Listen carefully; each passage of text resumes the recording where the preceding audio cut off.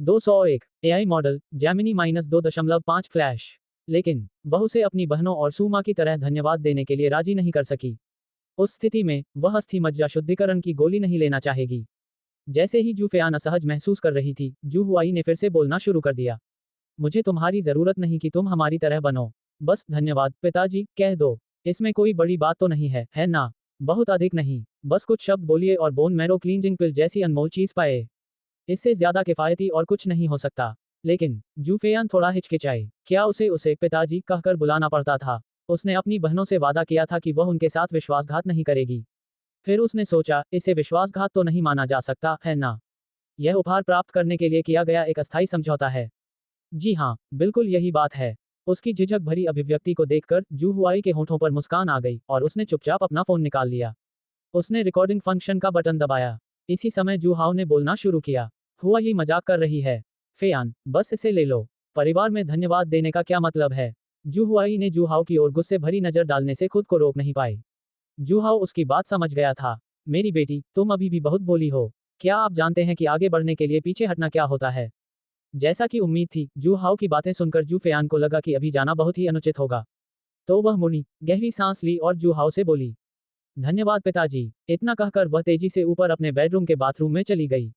एक ही समय पर जू हुआई ने रिकॉर्डिंग पर पॉज बटन दबाया। उसके होठों पर एक संतुष्ट मुस्कान थी। 099 बेटी एक छोटी नौकरानी बन जाती है। रानी से तुलना करें। नाश्ता। आधे घंटे बाद सू वानकियू और उनकी बेटियां एक के बाद एक बाथरूम से बाहर आईं। उन सभी के चेहरे खुशी की मुस्कान से दमक रहे थे। उन सभी ने अपने भीतर आए बदलावों को सचमुच महसूस किया। जू शिकिंग को चित्रकारी करना पसंद था और कुछ ज्ञान और कौशल जिन्हें वह लगभग भूल चुकी थी, उसकी आंखों के सामने स्पष्ट रूप से प्रकट हो गए। कुछ बातें जो जूहाओ ने पहले सिखाई थीं और जो उसे समझ में नहीं आती थीं, अचानक उसे लगने लगी कि वह उन्हें समझ सकती है। सुवानकियू ने अपने शरीर में मजबूती महसूस की और उसे लगा कि वह अब अधिक समय तक टिक पाएगी। उसे बस यह नहीं पता था कि वह खुद को आवाज निकालने से रोक पाएगी या नहीं। बेटियों ने एक बार फिर जूहाओ के प्रति आभार व्यक्त किया। खूबसूरत महिलाओं के एक समूह से घिरे होने पर जूहाओ बेहद खुश था। डिंग, जू शिकिंग बेहद खुश है। भावानुपात का स्तर जोड़ 777। डिंग, जू होंग जून बेहद भावुक हो गए। भावनात्मक मूल्य जोड़ 888। डिंग, सू वानकियू का दिल तेजी से धड़क रहा है। भावना का स्तर जोड़ 999। कुछ समय बाद ही जू फेयान भी सामने आ गईं। उसके चेहरे पर मुस्कान अनियंत्रित थी, क्योंकि अस्थि मज्जा शुद्धिकरण की गोली लेने के बाद जिस दायरे में वह लंबे समय से फंसी हुई थी, उसे आसानी से पार कर लिया गया। उसने मिंग जिन तक पहुंचने में सफलता हासिल की। इतना ही नहीं, बड़ी बहन द्वारा सिखाई गई कुछ युद्ध तकनीकें उसके दिमाग में स्पष्ट रूप से फिर से उभर आईं और उसे कुछ अंतर्दृष्टि प्राप्त हुई। जू फेयान में आत्मविश्वास का एक जबरदस्त उभार देखने को मिला। पिछले कुछ दिनों से वह जूहाओ से हार रही थी और उसका मनोबल लगभग टूट चुका था। बारिश रुक गई, आसमान साफ हो गया और उसे फिर से सक्षम महसूस हुआ। जू फेयान जूहाओ के साथ दोबारा मुकाबला करने के लिए बेताब थी। उसे लगा कि जूहाओ की अस्थि मज्जा शुद्धिकरण गोली के कारण उसकी शक्ति में अचानक वृद्धि हुई है। अगर वह उसे हरा देती है तो ये कुछ हद तक अनुचित होगा। जूहाओ के चारों ओर सुंदर महिलाओं के समूह को देखकर उसे लगा कि अगर उसने शादी का प्रस्ताव रखा तो उसकी बहनें निश्चित रूप से उसकी कड़ी आलोचना करेंगी। बहुत सोच विचार के बाद जूफेयान ने तुरंत ही अभ्यास सत्र आयोजित करने का विचार त्याग दिया और कल जूहाओ से मिलने का फैसला किया। आज रात भी नींद न आने वाली रात ही होनी तय थी। सू वानकियू ने आज एयर होस्टेस की वर्दी पहनी। जूहाओ पायलट बन गया और उसने विमान उड़ाना शुरू कर दिया। यह पता चला कि सू वानकियू के शारीरिक सुधार ने वास्तव में उसे अधिक समय तक टिके रहने में सक्षम बनाया। लेकिन फिर भी आवाज न करना मुश्किल था। डिंग, सू वानकियू बेहद शर्मीली है। भावनात्मक मूल्य जोड़ 96,329। मुख्य शयन कक्ष शांत नहीं था। बहनों के शयन कक्ष भी बहुत जीवंत थे। जू हुआई ने एक संदेश को संपादित किया जिसमें जू फेयान द्वारा रिकॉर्ड किया गया धन्यवाद पिताजी गीत भी शामिल था और इसे फूलों जैसी खूबसूरत सात परियां नामक ग्रुप चैट में भेज दिया। परमाणु हथियार बेचने वाली छोटी लड़की, बड़ी बहन, दूसरी बहन, चौथी बहन, विरोध करना बंद करो, जल्दी वापस आओ और हमसे मिलो। पांचवी बहन पहले ही हमारे शिविर में शामिल हो चुकी है। ऑडियो संदेश देखकर बहनों की आंखें सिकुड़ गईं और उन सभी ने ऑडियो पर क्लिक किया। धन्यवाद पिताजी। ये बिल्कुल वही बात थी जो जू फेयान ने जूहाओ से कही थी। उस समय उसे थोड़ा भावुक महसूस हुआ कि जूहाओ उसे बिना शर्त अस्थि मज्जा शुद्धिकरण की गोली देने को तैयार था, इसलिए उसका लहजा बहुत ही ईमानदार था। ये सुनते ही बहनें भड़क उठीं। पारंपरिक चीनी चिकित्सा येड्स, हाँ हाँ मुझे पता था। पांचवी बहन, तुमने न केवल संगठन के साथ विश्वासघात किया, बल्कि तुम गुप्त एजेंट बनकर समूह में रहना भी चाहती हो। प्रौद्योगिकी ही प्राथमिक उत्पादक शक्ति है। क्या जूहाओ का ये कथन विषैला है? हम पहले स्पष्ट रूप से एक ही खेमे में थे, लेकिन आप सभी एक एक करके दल बदल गए। मुझे सिर्फ पैसा कमाना है, कृपया मुझे रानी कहो और क्या समझाना है। जू फेयान अपनी बढ़ी हुई ताकत से खुश थी। उसने अपना फोन उठाया और देखा कि किसी ने उसका जिक्र किया है। उसने क्लिक किया और वह अवाक रह गई। तुरंत ही उसे इतना गुस्सा आया कि उसके दांतों में खुजली होने लगी। धिक्कार है जू हुआई पर, उसने ये कब रिकॉर्ड किया? ये छोटी गद्दार तब तक नहीं रुकेगी जब तक वह उनकी बहनों के बीच फूट नहीं डाल देती। कृपया मुझे रानी कहो, मेरी बात सुनो। जू हुआई ने अर्थ को गलत समझा है और वह हमारे बहन जैसे रिश्ते को नुकसान पहुंचाना चाहती है। पारंपरिक चीनी चिकित्सा येड्स, क्या ऐसा है? पांचवी बहन, क्या तुम ये कहने की हिम्मत करती हो कि अंदर से आने वाली आवाज तुम्हारी नहीं है? मैंने ज्यादा किताबें नहीं पढ़ी हैं, मुझसे झूठ मत बोलो। प्रौद्योगिकी ही प्राथमिक उत्पादक शक्ति है। पिताजी, शब्द को इतने स्नेह से पुकारा जाता था। कितनी अच्छी बेटी है। सिर्फ पैसा कमाना चाहते हैं, मनगढ़ंत कहानियां बनाते रहो, हम सुन रहे हैं। परमाणु हथियार बेचने वाली छोटी लड़की, पांचवी बहन, बात यहां तक आ गई है, अब दिखावा करने की कोई जरूरत नहीं है। बड़ी बहन और बाकी सब ने सब कुछ समझ लिया है। भले ही आप छुपकर काम करें, कोई फायदा नहीं। उन्होंने शायद बहुत पहले ही एक नया गिरोह बना लिया होगा। 202 AI model, Jaimini -2.5 flash. Please call me queen, the little girl selling nuclear warheads. चुप रहो। जू हुआई की बकवास मत सुनो। यही हुआ था। जूफेयान ने तुरंत उस शाम हुई घटना का ब्यौरा दिया। पारंपरिक चीनी चिकित्सा येड्स, सचमुच। उस अस्थि मज्जा शुद्धिकरण की गोली लेने के बाद न केवल आपकी त्वचा में सुधार होता है, बल्कि आपके बाल भी मुलायम और चिकने हो जाते हैं। आपकी पांचों इंद्रियां तेज हो जाती हैं, आपकी याददाश्त बेहतर हो जाती है और आपका शरीर मजबूत हो जाता है। क्या सचमुच ऐसी कोई चमत्कारी दवा होती है? मैंने 2 साल तक पहाड़ों में पारंपरिक चीनी चिकित्सा का अध्ययन किया है, फिर भी मैंने इसके बारे में कभी क्यों नहीं सुना? प्रौद्योगिकी ही प्राथमिक उत्पादक शक्ति है। पांचवी बहन, तुम बदल गई हो। हम तुम्हें पहचान भी नहीं पा रहे हैं। हमें धोखा देने के लिए तुमने इतना झूठ भी गढ़ लिया। क्या तुम हमें मूर्ख समझ रहे हो? सिर्फ पैसा कमाना चाहते हो, ये तो वाकई शर्मनाक है। तो सिर्फ उस गोली की वजह से जो जुहाव ने तुम्हें दी थी, तुमने आत्मसमर्पण कर दिया और उसे पिता कहने लगे। आपकी शाही ईमानदारी कहाँ है? अपनी बहनों को अपनी बात पर विश्वास न करते देख जूफेयान की आंखों में आंसू आ गए। तुम्हें श्राप देने के लिए एक घेरा बनाओ, मैं फिफथ सिस्टर की गवाही दे सकता हूँ। 2 तस्वीरें अपलोड कर रहा हूँ। ये दोनों तस्वीरें बोन मैरो क्लींजिंग पिल लेने से पहले और बाद में ली गई थी। दोनों को बाथरूम में ले जाया गया था। पता चला कि बाथरूम जाने के बाद जू शिकिंग को अपनी छोटी बहन के गर्भनिरोधक गोलियां लेने के बाद आए बदलावों की याद आई और उसने पहले और बाद की तुलना के लिए अपनी एक तस्वीर लेने का फैसला किया। इसका प्रभाव आश्चर्यजनक था। तुलना के परिणामों से स्पष्ट रूप से पता चला कि उसकी आकर्षण क्षमता में वास्तव में एक स्तर का सुधार हुआ था। मैं सच में कोई बड़ा स्टार नहीं हूँ, मैं फिफथ सिस्टर के लिए भी गारंटी दे सकता हूँ। 2 तस्वीरें अपलोड कर रहा हूँ। बाद में पता चला कि जू होंगजूंग ने भी तस्वीरें ली थीं।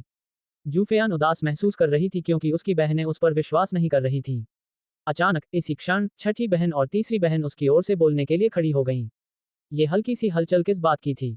ये एक चुटकुला है। उसी गठबंधन की एक बहन आप पर विश्वास नहीं करती, लेकिन एक शत्रु संगठन आपके पक्ष में गवाही देता है। मैं सच में कोई बड़ा स्टार नहीं हूँ। बड़ी बहन, दूसरी बहन, चौथी बहन, वापस आ जाओ।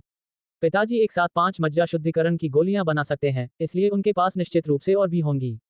आप भी हमारी तरह बन सकते हैं। पारंपरिक चीनी चिकित्सा येड्स, हे, वे दोनों छोटे गद्दार हमेशा जू हाओ के बारे में डींग मारते रहते हैं, लेकिन तीसरी बहन, तुम भी उनके साथ कैसे शामिल हो गई?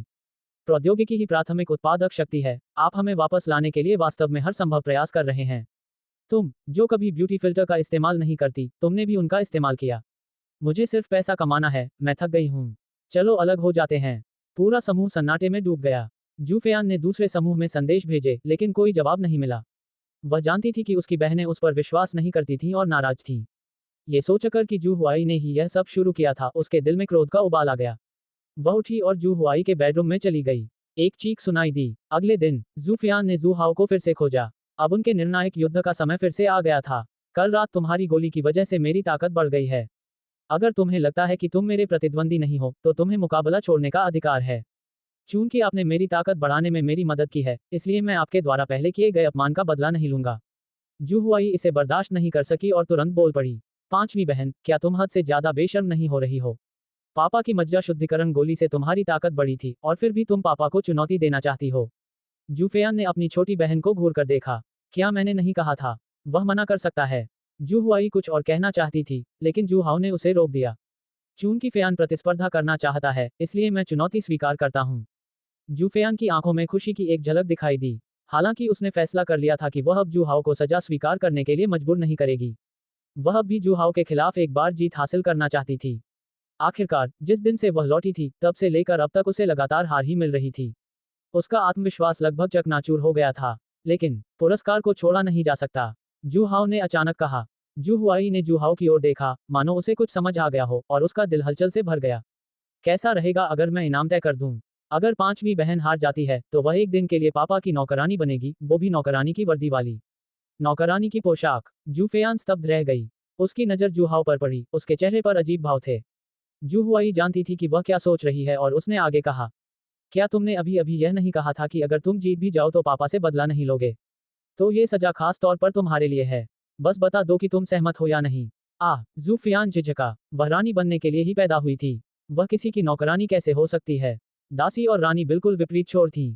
कल्पना कीजिए कि वह नौकरानी की पोशाक पहने हुए है, जूहाओ को चाय और पानी परोस रही है और उसके पैरों की मालिश कर रही है। वह कांपने से खुद को रोक नहीं पाई। मैं मना करता हूँ। जू हुआई ने उसके इनकार को बीच में ही रोक दिया। क्या पांचवी बहन में आत्मविश्वास की कमी है ना? तुम अभी से डर गई हो। मुझे लगता है कि तुम्हें पिताजी को चुनौती देने से पहले वापस जाकर और अभ्यास करना चाहिए। किसने कहा कि मैं डरा हुआ हूँ? जूफेयान तुरंत क्रोधित हो गई। उसे अभी अभी याद आया कि उसकी ताकत में काफी सुधार हुआ है, जो कल की तुलना में कहीं अधिक है। कल जूहाओ उससे थोड़ा बेहतर था, लेकिन आज वह निश्चित रूप से उसे हरा सकती है। अपने अतीत के अपमान को मिटाने के लिए इस प्रकार शर्त का निपटारा हो गया। जू शिकिंग और जू हुआई ही रेफरी बने रहेंगे। प्रतियोगिता शुरू हुई। जू हाओ ने अपनी सामान्य दिनचर्या का पालन करते हुए जूफेयान के साथ लड़ाई की और पीछे हटता रहा, अंततः उसे सीमा रेखा तक धकेल दिया। जूफेयान के होठों पर मुस्कान खिल उठी। क्या वह उसे फिर से चौंकाने के लिए अपनी पुरानी चाल चलना चाहता है? इस बार वह इसके झांसे में नहीं आएगी। उसने तुरंत अपनी पूरी शक्ति का प्रदर्शन किया, अपनी मिंग जिन शक्ति और उन्नत युद्ध तकनीकों का उपयोग किया। लेकिन अगले ही पल दुनिया घूमने लगी। जूफेयान एक बार फिर हवा में उछल गई। वह जमीन पर गिर पड़ी, अचंभित सी। उसे अभी भी पता नहीं था कि क्या हुआ था। उसकी अचंभित आंखों में फिर से स्पष्टता आई और उसने देखा कि जूहाओ उसकी ओर मुस्कुरा रहा है। फेयान, तुमने मुझे कम आंका। तुमने सोचा कि तुम्हारी ताकत चरम सीमा तक पहुंच गई है, इसलिए तुम मुझे निश्चित रूप से हरा दोगे। क्या तुम्हें नहीं पता कि शेर भी खरगोश को पकड़ने के लिए अपनी पूरी ताकत लगाता है? आप चाहे कितने भी शक्तिशाली क्यों न हो, आपको अपने प्रतिद्वंदी को कम नहीं आंकना चाहिए। 203 एआई मॉडल जैमिनी -2.5 फ्लैश। जूहाओ के मार्गदर्शन भरे शब्दों को सुनकर भी जूफेयान थोड़ी असमंजस में थी। क्या उसने अभी अभी उसे कम आंका था? उसने साफ तौर पर पूरी कोशिश की थी। क्या ऐसा हो सकता है कि वह क्षण भर के लिए अहंकारी हो गई हो और अपनी कोई कमजोरी उजागर कर दी हो? बेशक ऐसा नहीं था। बस इतना ही था कि जूहाओ ने अपनी ताकत का थोड़ा और प्रदर्शन किया और उसे आसानी से काबू में कर लिया। उसे कठपुतली की तरह नचा रहे थे। पांचवी बहन, तुम फिर हार गई। ओह। जू हुआई मुस्कुराते हुए दौड़कर आए और एक पल के लिए उसे निगाहों से देखती रही। पांचवी बहन, जिसे हमेशा रानी होने पर गर्व था, एक छोटी नौकरानी की पोशाक में कैसी दिखेगी? वह इसके लिए बहुत उत्सुक थी। जू शिकिंग भी इस बात को लेकर बहुत उत्साहित थी। उसने अपनी दोस्त झाओ लिंग ए से अनजाने में ही बात की। तुमने ऐसी शर्त क्यों लगाए? हमारे घर में तो लिटिल मेड की ड्रेस भी नहीं है। अगर हमारे घर में नहीं है तो कोई बात नहीं, क्या हम जाकर एक खरीद नहीं सकते? लगता है हम हर दिन एक नहीं खरीद सकते, हमें कई तरह के खरीद कर घर में स्पेयर के तौर पर रखने चाहिए। जू हुआई की आंखें चमक उठीं। ये सुनकर जू फेयान के होंठ फड़कने लगे। तुम दोनों सचमुच मेरी प्यारी झाओलिंगर हो। उसे लिटिल मेड की पोशाक पहने देखने के लिए वे एक पोशाक खरीदने के लिए बाहर जाने को भी तैयार थे। रुको, कई तरह की चीजें खरीदने का उसका क्या मतलब था? क्या उन्हें लगता था कि वह लगातार हारती रहेगी? वह बहुत नाराज थी। जू हाओ बहुत प्रसन्न हुआ, जैसा कि उनके अच्छे लिंगर से उम्मीद थी। जू हुआई ने अपनी बड़ी बहन जू शिकिंग के साथ मिलकर कुछ समय बाद ही लिटिल मेड की पोशाक वापस खरीद ली। सिर्फ लिटिल मेड की पोशाक ही नहीं, बल्कि और भी कई चीजें। उसे नहीं पता था कि अंदर क्या है। उसे धुंधले तौर पर खरगोश के कानों की एक जोड़ी दिखाई दी। जूफेयान ने अपने दांत पीस लिए। उसकी झाओ लिंग ए बेहद घृणित थी, ऐसा लग रहा था कि पिछली रात का सबक काफी नहीं था, इसलिए यह आज रात भी जारी रहेगा। अपनी दो सहेलियों झाओ लिंग र की निगरानी में जूफेयान असहाय थी। अंत में उसने लिटिल मेड की पोशाक पहन ली। अपनी पांचवी प्रेमिका को देखते हुए, जो एक छोटी नौकरानी की तरह थी, उसकी बाहों के बीच की वीर भावना उसकी वर्तमान अधीनता के साथ एक स्पष्ट विरोधाभास पैदा करती थी। खांसी, मुझे हाल ही में पीठ में थोड़ा दर्द हो रहा है, छोटी नौकरानी, आओ मेरी मालिश करो। जूहाओ ने शरारती मुस्कान के साथ जवाब दिया। क्या आपको पीठ दर्द के बारे में भी पता है? हर रात इतनी देर से सोने पर अगर आपको पीठ दर्द ना हो तो यह अजीब बात होगी। जूफेयान ने 2 बार जोर से नाक सिकुड़ी। ऐसा इसलिए हुआ क्योंकि वह लापरवाह हो गई थी और उसने उसे फिर से जीतने दिया, इसमें गर्व करने जैसी क्या बात थी? और वह उसे अपनी मालिश करने का आदेश भी दे रहा था, कितना घिनौना है। कोई विकल्प नहीं था, उसे अपनी हार स्वीकार करनी पड़ी। जूफेयान जूहाओ के पीछे गई और उसकी मालिश करने लगी। डिंग, जूफेयान को आक्रोश महसूस हुआ, भावनात्मक मूल्य जोड़ 888। डिंग, जूफेयान ने दांत पीसते हुए कहा, भावनात्मक मूल्य जोड़ 999। आरामदायक, जूहाओ ने आह भरी। एक छोटी नौकरानी को आदेश देने और भावनात्मक मूल्य अर्जित करने में सक्षम होना, इससे अधिक संतोषजनक और कुछ नहीं हो सकता। और जब वे पिता बेटी के इस खास पल का आनंद ले रहे थे, एक छिपे हुए कोने में फोन से फोटो खींचने की क्लिक की आवाज सुनाई दी। जू हुआई ने अपना फोन एक तरफ रख दिया और देखने लगी। अंदर की तस्वीरें देखने के बाद उसने संतोष व्यक्त किया। उसने जू हाओ की मालिश कर रही जू फेयान की ओर देखा और विजयी मुस्कान के साथ मुस्कुराए। अब देखते हैं कि तुम बड़ी बहन और बाकी लोगों के साथ एक ही खेमे में कैसे बने रह सकते हो। जू हुआई ने तुरंत तस्वीर जोड़ी, एक संदेश संपादित किया और उसे सेवन सिस्टर्स समूह को भेज दिया। परमाणु हथियार बेचने वाली छोटी लड़की, पांचवी बहन इतनी घृणित है कि पिताजी को खुश करने के लिए उसने सचमुच एक छोटी नौकरानी की पोशाक पहनकर पिताजी की मालिश की। आजकल तो लिंगर बनना भी इतना प्रतिस्पर्धी हो गया है। image.jpg। कई वरिष्ठ बहनों ने तस्वीर देखने के लिए उस पर क्लिक किया और तुरंत गुस्से से भड़क उठी। 4 आपस में प्रेम करने वाली बड़ी बहनें तुरंत 3 आपस में प्रेम करने वाली बड़ी बहनों में बदल गईं।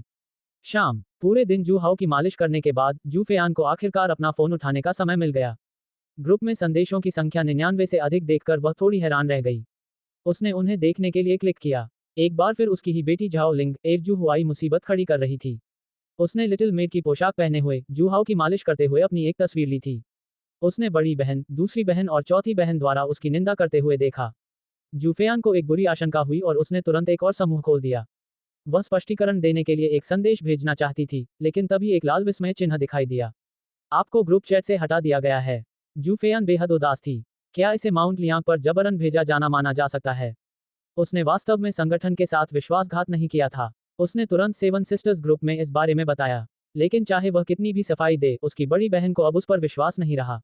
जूफेयान कितनी गर्वित हुआ करती थी, रानी बनने के लिए दृढ़ संकल्पित थी और हजारों अधीनस्थों की कमान संभालती थी।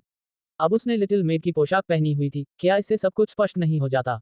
अगले दिन जू हाओ जियो वानलिंग के घर पहुंचे।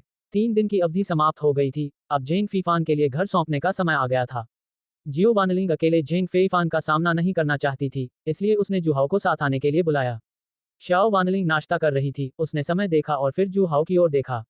उसने आश्चर्य से कहा, अंकल जू, आप इतनी सुबह यहाँ क्यों आ गए? अभी जल्दी नहीं है, समय बिल्कुल सही है। जू हाओ के चेहरे के भावों को समझना असंभव था। शाओ वानलिंग हैरान रह गई। उसे लगा कि उसने समय गलत पढ़ लिया है, और उसने दोबारा देखा। ये सही है। निर्धारित समय 10 बजे तक अभी भी 1 घंटे से अधिक का समय बाकी था। उसने कहा कि चूंकि अंकल जू पहले से ही यहाँ मौजूद थे, इसलिए वह उसके साथ जा सकते थे। अंकल जू, क्या आपने नाश्ता कर लिया है? अभी तक नहीं। 204 एआई मॉडल जेमिनी -2.5 फ्लैश। तो फिर अंकल जू हमारे साथ खाना खाए। ठीक है अंकल जू, मैं अभी भी नाश्ता कर रहा हूँ। कोई बात नहीं, तुम अपना खा लो, मैं अपना खा लूंगा। साथ में नाश्ता खत्म करने के बाद लगभग 10 बज चुके थे। साफ सफाई करने के बाद दोनों साथ साथ नायक जेंग फीफान के किराए के घर की ओर चल पड़े। 100% नीच खूबसूरत शिक्षिका लू को छोटे जंगल में ले गया, वो भी दिन दहाड़े, सबके सामने। जेंग फेईफान ने फिर से काम छोड़ दिया। वह घर पर अपना सामान पैक कर रहा था। कल उन्हें शियाओ वानलिंग से एक चेतावनी मिली, जिसमें उन्हें अपना सामान पैक करने और आज सुबह 10 बजे तक चेकआउट करने के लिए कहा गया था। अगर वह अभी भी वहीं रुका हुआ पाया गया, तो वह उसके खिलाफ अवैध रूप से प्रवेश करने की शिकायत दर्ज कराएगी। जेंग फीफान बेबस थी और अनुरोध के अनुसार बाहर निकलने के अलावा उसके पास कोई चारा नहीं था। हालांकि उन्होंने पास ही में एक और जगह किराए पर ले ली। उसे अब भी थोड़ी सी उम्मीद बाकी थी। उसे उम्मीद थी कि वह जल्द ही जूहाओ के अपराधों के सबूत ढूंढ लेगा, उसके पाखंडी चेहरे को बेनकाब कर देगा और शियाओ वानलिंग जूहाओ को छोड़ देगी। तब उसे मौका मिलेगा। जेंग फीफान मिली जुली भावनाओं के साथ घर पर इंतजार कर रही थी। समय बीतता देख सुबह के 10 बज चुके थे। दरवाजे पर दस्तक हुई। दरवाजा खोलते ही उसने शियाओ वानलिंग को देखा और उसकी आंखों में आश्चर्य की झलक दिखाई दी।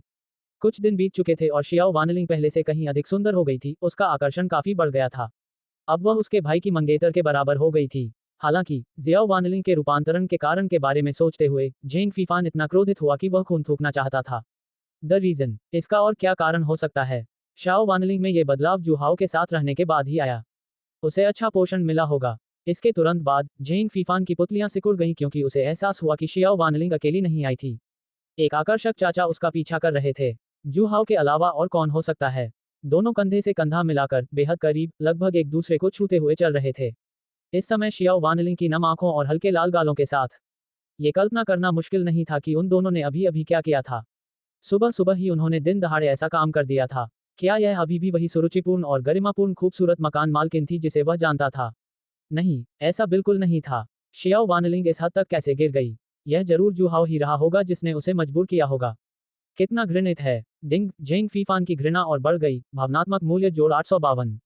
जेंग फेफान की घृणास्पद नजर का सामना करते हुए जूहाओ ने एक दयालु मुस्कान दिखाई।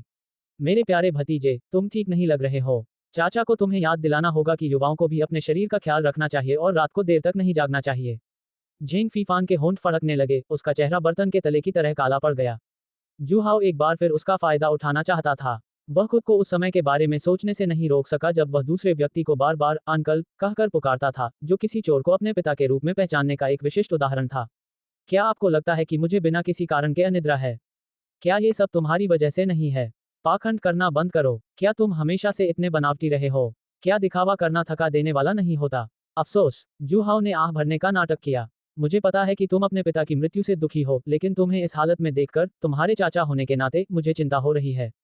वूश, झेंग फीफान की आंखों में हत्या का इरादा झलक रहा था। पिछले कुछ दिनों से वह अपने पिता की मृत्यु के कारण की जांच कर रहा था। उन्होंने उन शेयरधारकों का साक्षात्कार लिया था जो पहले उनके पिता के साथ जूस ग्रुप में थे। उन्हें 99% यकीन था कि इसके पीछे जू हाओ का हाथ था। जू हाओ ने शुरुआत में विभिन्न शेयरधारकों से दोगुनी कीमत पर शेयर खरीदे। केवल 3 शेयरधारक ही अपने शेयर बेचने के लिए अनिच्छुक रहे। परिणामस्वरूप कुछ ही समय बाद उनके पिता के अलावा अन्य 2 शेयरधारकों को भी एक के बाद एक समस्याओं का सामना करना पड़ा। एक शेयरधारक के बेटे का अपहरण कर उससे जबरन वसूली की गई। इस वजह से उसे अपने बेटे की सुरक्षा के लिए फिरौती की रकम चुकाने के लिए अपने शेयर बेचने पड़े। दूसरी कंपनी, जो अच्छा प्रदर्शन कर रही थी, रहस्यमय तरीके से उसके बारे में बड़ी मात्रा में नकारात्मक जानकारी उजागर हो गई। अपनी जेल की सजा कम करवाने के लिए उन्होंने जूस ग्रुप में अपने शेयर बेच दिए। इसके बाद उनके पिता जू ग्रुप गए और शेयर जू हाओ को हस्तांतरित कर दिए। वापस लौटते समय उनका कार एक्सीडेंट हो गया। ये सब महज एक संयोग था। जू हाओ द्वारा शेयरों के अधिग्रहण को अस्वीकार करने के बाद तीनों प्रमुख शेयरधारकों के साथ एक के बाद एक दुर्घटनाएं हुई। अंत में उन सभी ने अपने शेयर जू हाओ को हस्तांतरित कर दिए। जहां तक उनके पिता की बात है, कुछ भी नहीं हुआ और वे फिर भी शेयर हस्तांतरित करने चले गए। झेंग फीफान ने अनुमान लगाया कि उसके पिता ने कुछ न कुछ जरूर खोज लिया होगा। जू हाओ से प्रतिशोध के डर से उसके पास उन्हें स्थानांतरित करने के अलावा कोई विकल्प नहीं था। लेकिन उसने जू हाओ की क्रूरता को कम आंका। मामले को लीक होने से रोकने के लिए जू हाओ ने फिर भी उसे चुप कराने का विकल्प चुना। कई सुरागों और विभिन्न पुनर्निर्माणों के माध्यम से झेंग फीफान ने सच्चाई के कुछ हिस्सों को जोड़कर काफी हद तक पता लगा लिया था। हालांकि उसने इस बात की पुष्टि कर दी थी कि उसके पिता की मौत जू हाओ के कारण हुई थी। उसके पास कोई सबूत नहीं था और वह जू हाओ के खिलाफ कुछ भी नहीं कर सकता था। जू हाओ ने इसे त्रुटिहीन तरीके से अंजाम दिया था, जिससे जांच बेहद मुश्किल हो गई थी। अंधकार में संसार में उसे सबूतों की परवाह नहीं होगी। जब तक संदेह बना रहता था, उसके लिए हत्या करने का इरादा रखने के लिए ये काफी था। लेकिन ये क्यूशू था जहां हत्या करना कानून के खिलाफ था और जान के बदले जान की मांग की जाती थी। वह जू हाओ की हत्या के लिए दोबारा विदेश भागना नहीं चाहता था।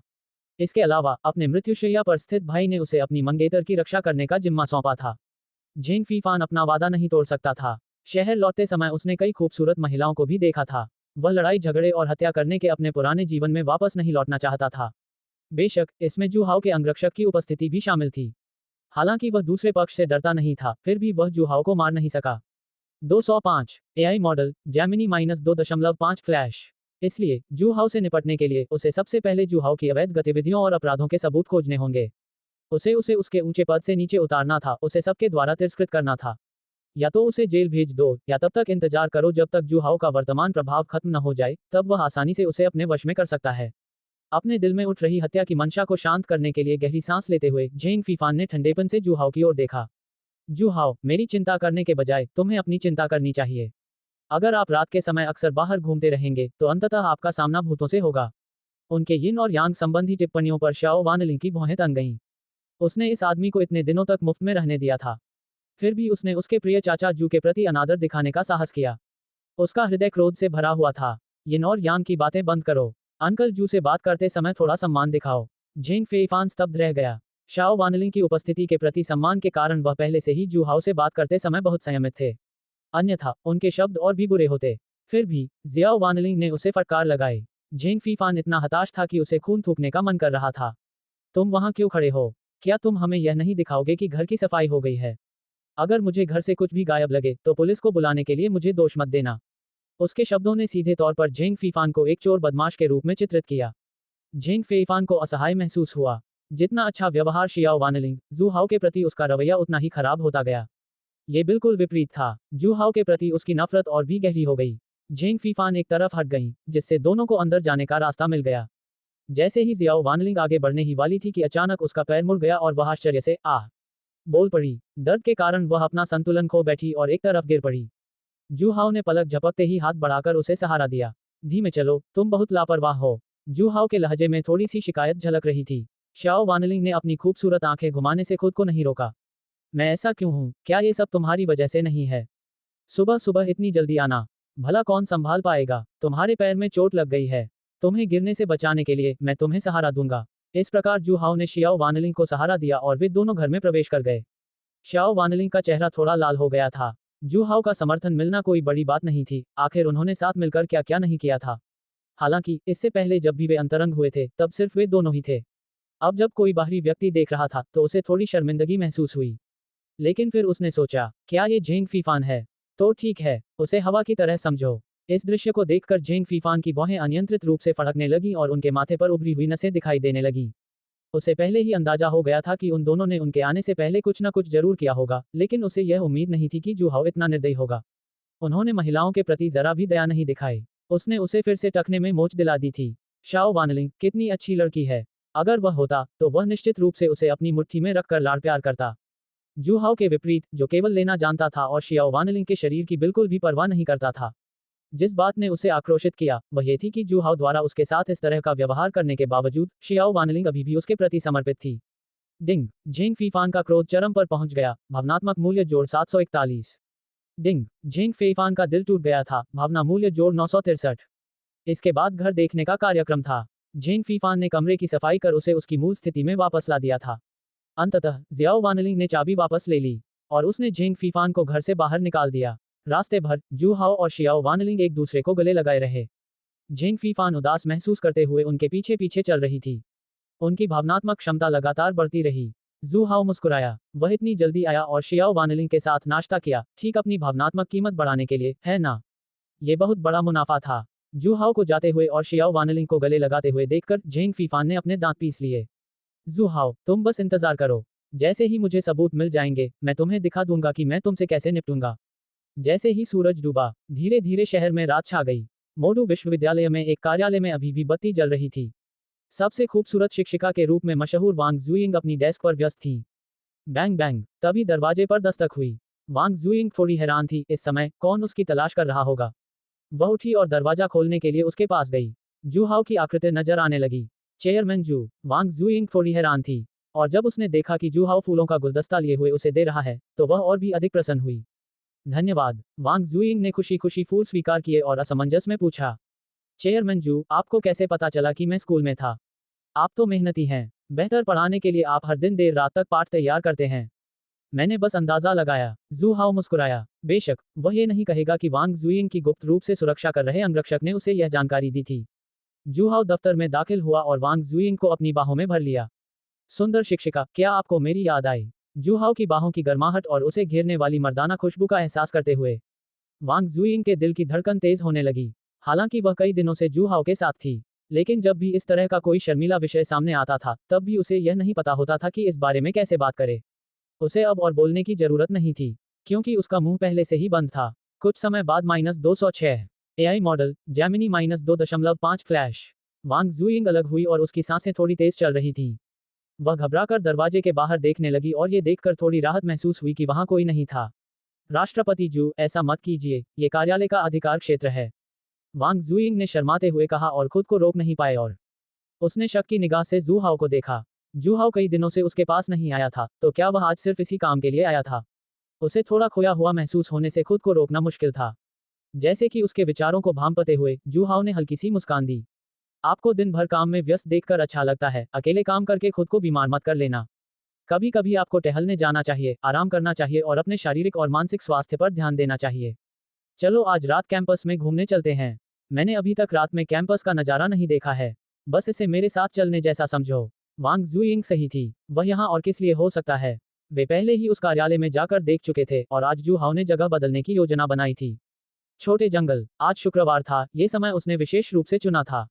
अधिकांश छात्र शुक्रवार को छुट्टी पर थे और कमरे बुक करने के लिए बाहर गए हुए थे, इसलिए स्मॉल वुड्स में कम लोग होंगे। वांग जुइंग का चेहरा लाल हो गया और उसने मन ही मन खुद को दोषी ठहराया। वांग जुइंग, ओह वांग जुइंग, तुम ऐसा कैसे सोच सकती हो? स्पष्टतः चेयरमैन जू को उसकी अत्यधिक अकेलेपन की भावना से चिंता हुई और वे उसके साथ रहने के लिए आए। वह उसके बारे में इस तरह कैसे सोच सकती थी? ये बिल्कुल अनुचित था। मुझे लगता है कि आप ही इसके बारे में सोच रहे हैं। और ठीक है, वांग जुइंग ने हकलाते हुए जवाब दिया। इसके बाद वांग जुइंग ने दफ्तर बंद किया और जू हाओ के साथ कैंपस में टहलने लगी। क्योंकि यह सप्ताहांत और शाम का समय था, इसलिए स्कूल में ज्यादा छात्र नहीं बचे थे। इससे उन दोनों को एक शांत वातावरण प्राप्त हुआ। दोनों ही मशहूर थे। वांग जुइंग को सबसे खूबसूरत शिक्षिका के रूप में जाना जाता था और स्कूल में शायद ही कोई ऐसा व्यक्ति हो जो उन्हें न जानता हो। जू हाओ की स्थिति थोड़ी बेहतर थी। जू ग्रुप के अध्यक्ष के रूप में उनकी पहचान ने उन्हें इन छात्रों से एक अलग स्तर पर स्थापित कर दिया था। वे आमतौर पर उसके संपर्क में नहीं आते थे। निदेशक के रूप में वह स्कूल में बहुत बार नहीं आए थे, इसलिए बहुत कम छात्र उन्हें जानते थे। दोनों टहलते हुए बातें करने लगे। आपकी माँ आजकल कैसी हैं? अपनी माँ का जिक्र करते ही वांग जुइंग तुरंत उत्साहित हो गई। वह बहुत अच्छी तरह से ठीक हो रही है। मैं एक बार चेकअप के लिए अस्पताल गई थी और उसके सभी महत्वपूर्ण संकेत धीरे धीरे ठीक हो रहे हैं। उसने एक बार फिर जू हाओ के प्रति आभार व्यक्त किया। ये सब इसलिए संभव हुआ क्योंकि जू हाओ ने अपनी माँ के इलाज के लिए विशेषज्ञ प्रोफेसरों को आमंत्रित किया था, जिसके कारण वह इतनी जल्दी ठीक हो गईं। जू हाओ को भी इसके लिए भारी कीमत चुकानी पड़ी, क्योंकि वह प्रथम अस्पताल के निदेशक का एहसानमंद था। जू हाओ ने उदासीनता से मुस्कुराया। क्या अच्छे रिश्ते बनाने की शुरुआत एहसान चुकाने से नहीं होती? हालांकि उन्हें इन पारस्परिक संबंधों की बिल्कुल भी परवाह नहीं थी, लेकिन वह उनके बिना नहीं रह सकता था। वांग जुइंग की मां के बारे में बात करने के बाद जू हाओ ने विषय को अपनी दो बेटियों शिकिंग और हुआ यी की ओर मोड़ दिया। उन्होंने स्कूल में उनके प्रदर्शन के बारे में पूछा। वे चलते रहे और रास्ते में रुकते रहे और जू हाओ के सुनियोजित मार्गदर्शन में दोनों छोटे जंगल के सामने पहुंचे। अपने सामने धुंधले से दिख रहे छोटे जंगल को देखकर वांग जुइंग को घबराहट का अनुभव हुआ। वे अचानक यहाँ कैसे पहुंच गए? पिछली बार मैं यहाँ सुबह आया था। मुझे आश्चर्य है कि रात में ये कैसा होता होगा। जुइंग, चलो अंदर जाकर देखते हैं। नहीं, कोई जरूरत नहीं है, अंदर देखने लायक कुछ भी अच्छा नहीं है। वांग जुइंग आशंका से भरी हुई थी। ये सोचकर कि जू हाओ को अंदर की स्थिति का पता नहीं है, उसने दांत पीसते हुए कहा, चेयरमैन जू, क्या आप जानते हैं कि यह जगह किस लिए है? जू हाओ ने आश्चर्य का नाटक करते हुए पूछा। किस लिए? मंद रोशनी में भी वह वांग जुइंग के लाल हुए सुंदर चेहरे को स्पष्ट रूप से देख सकता था। ये जोड़ों के लिए डेटिंग करने की जगह है। मुझे पता है, लेकिन आजकल के युवा डेटिंग के मामले में वाकई अजीब हैं। वे स्मॉल वुड्स में क्यों जाते हैं? अरे, ऐसा नहीं है। आजकल डेटिंग करने वाले युवा बहुत खुले विचारों वाले होते हैं और अक्सर स्मॉल वुड्स में कुछ बेहद ही अजीबोगरीब हरकतें करते हैं। वांग जुइंग ने थोड़ी घबराहट में अपना पैर पटका। जू हाओ मुस्कुराया और आश्चर्य से पूछते हुए आगे बोला, ये कितनी घिनौनी बातें हैं। वांग जुइंग ने जू हाओ के लहजे में छिपी शरारत को नहीं समझा और दृढ़ हृदय से कहा, ये वही काम कर रहा है जैसे पिछली बार घर पर, ऑफिस में, और सिर्फ एक रात के लिए। जब वह बोल रही थी, वांग जुइंग ने जू हाओ के होठों के कोने पर एक मुस्कान देखी और अचानक उसे एहसास हुआ कि उसे धोखा दिया गया है। वह इतनी शर्मिंदा और गुस्से में थी कि वह चाहती थी कि उसे कहीं छिपने के लिए कोई जगह मिल जाए। अब जब आपने इसका जिक्र किया है, तो मैं अंदर जाकर और भी बहुत कुछ देखना चाहता हूँ। ये देखकर कि जू हाओ जाने पर अड़ा हुआ है, वांग जुइंग उसे रोक नहीं सकी और बाहर इंतजार करने का फैसला किया। मैं थोड़ा रास्ता भटक गया हूँ, जुइंग, तुम मेरे साथ क्यों नहीं आती? अरे, मैं अंदर नहीं जाऊंगा, ठीक है। वांग जुइंग का दिल अचानक तेजी से धड़कने लगा और वह हकलाने लगी। साथ ही उसे थोड़ा संदेह भी था। रास्ता बिल्कुल सामने था, जू हाओ को ये कैसे पता नहीं होता? इसके अलावा वह पहले भी वहां जा चुका था। उसे शक होने लगा कि जू हाओ के कुछ छिपे हुए इरादे हैं। तुम मेरे साथ अंदर आओ, हम बस एक नजर डालेंगे और बाहर आ जाएंगे। मैं वादा करता हूं कि मैं कुछ नहीं करूंगा।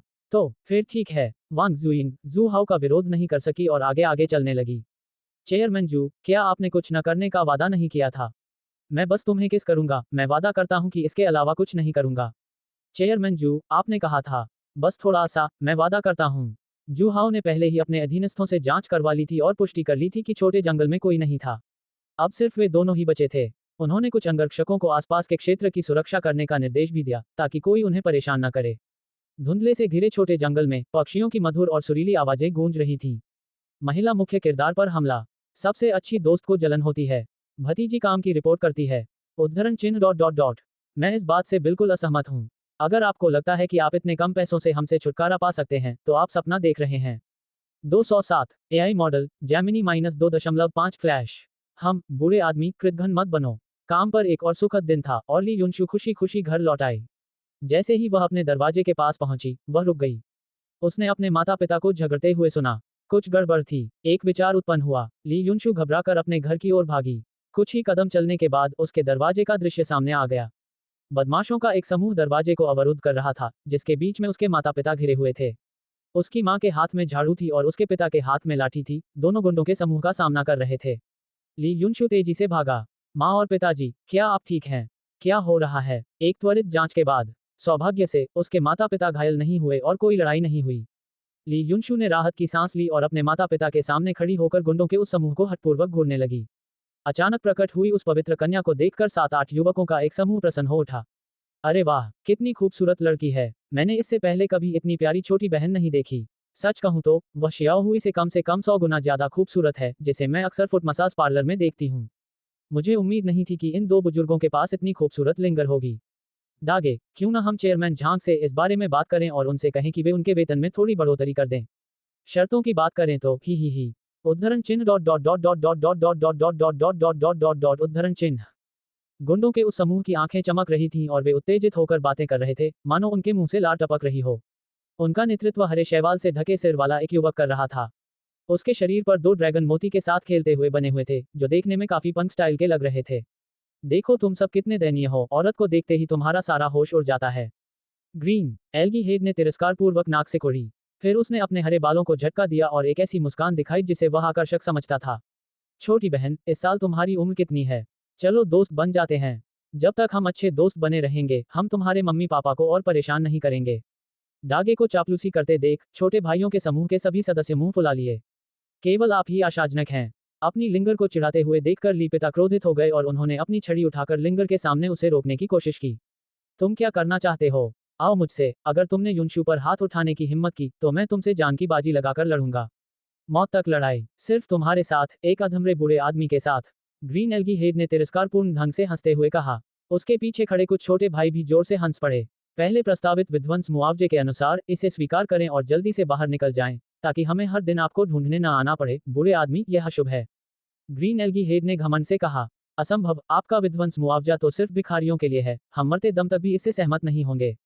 लीफादर गुस्से से भरे हुए थे, गुंडों को घूर रहे थे, उनका रवैया दृढ़ था। तुरंत ही गुंडे उत्तेजित हो गए और चिल्लाने लगे। अरे यार, कृतघ्न मत बनो, विध्वंस के मुआवजे के रूप में मुआवजा मिलना भी काफी अच्छा है, और तुम अब भी शिकायत कर रहे हो कि यह बहुत कम है। बूढ़े आदमी, कृतघ्न मत बनो, अगर तुम देरी करते रहे और निर्माण कार्य रोकते रहे, तो मानो या न मानो, हम तुम्हारे घर को खुदाई मशीन से ध्वस्त कर देंगे।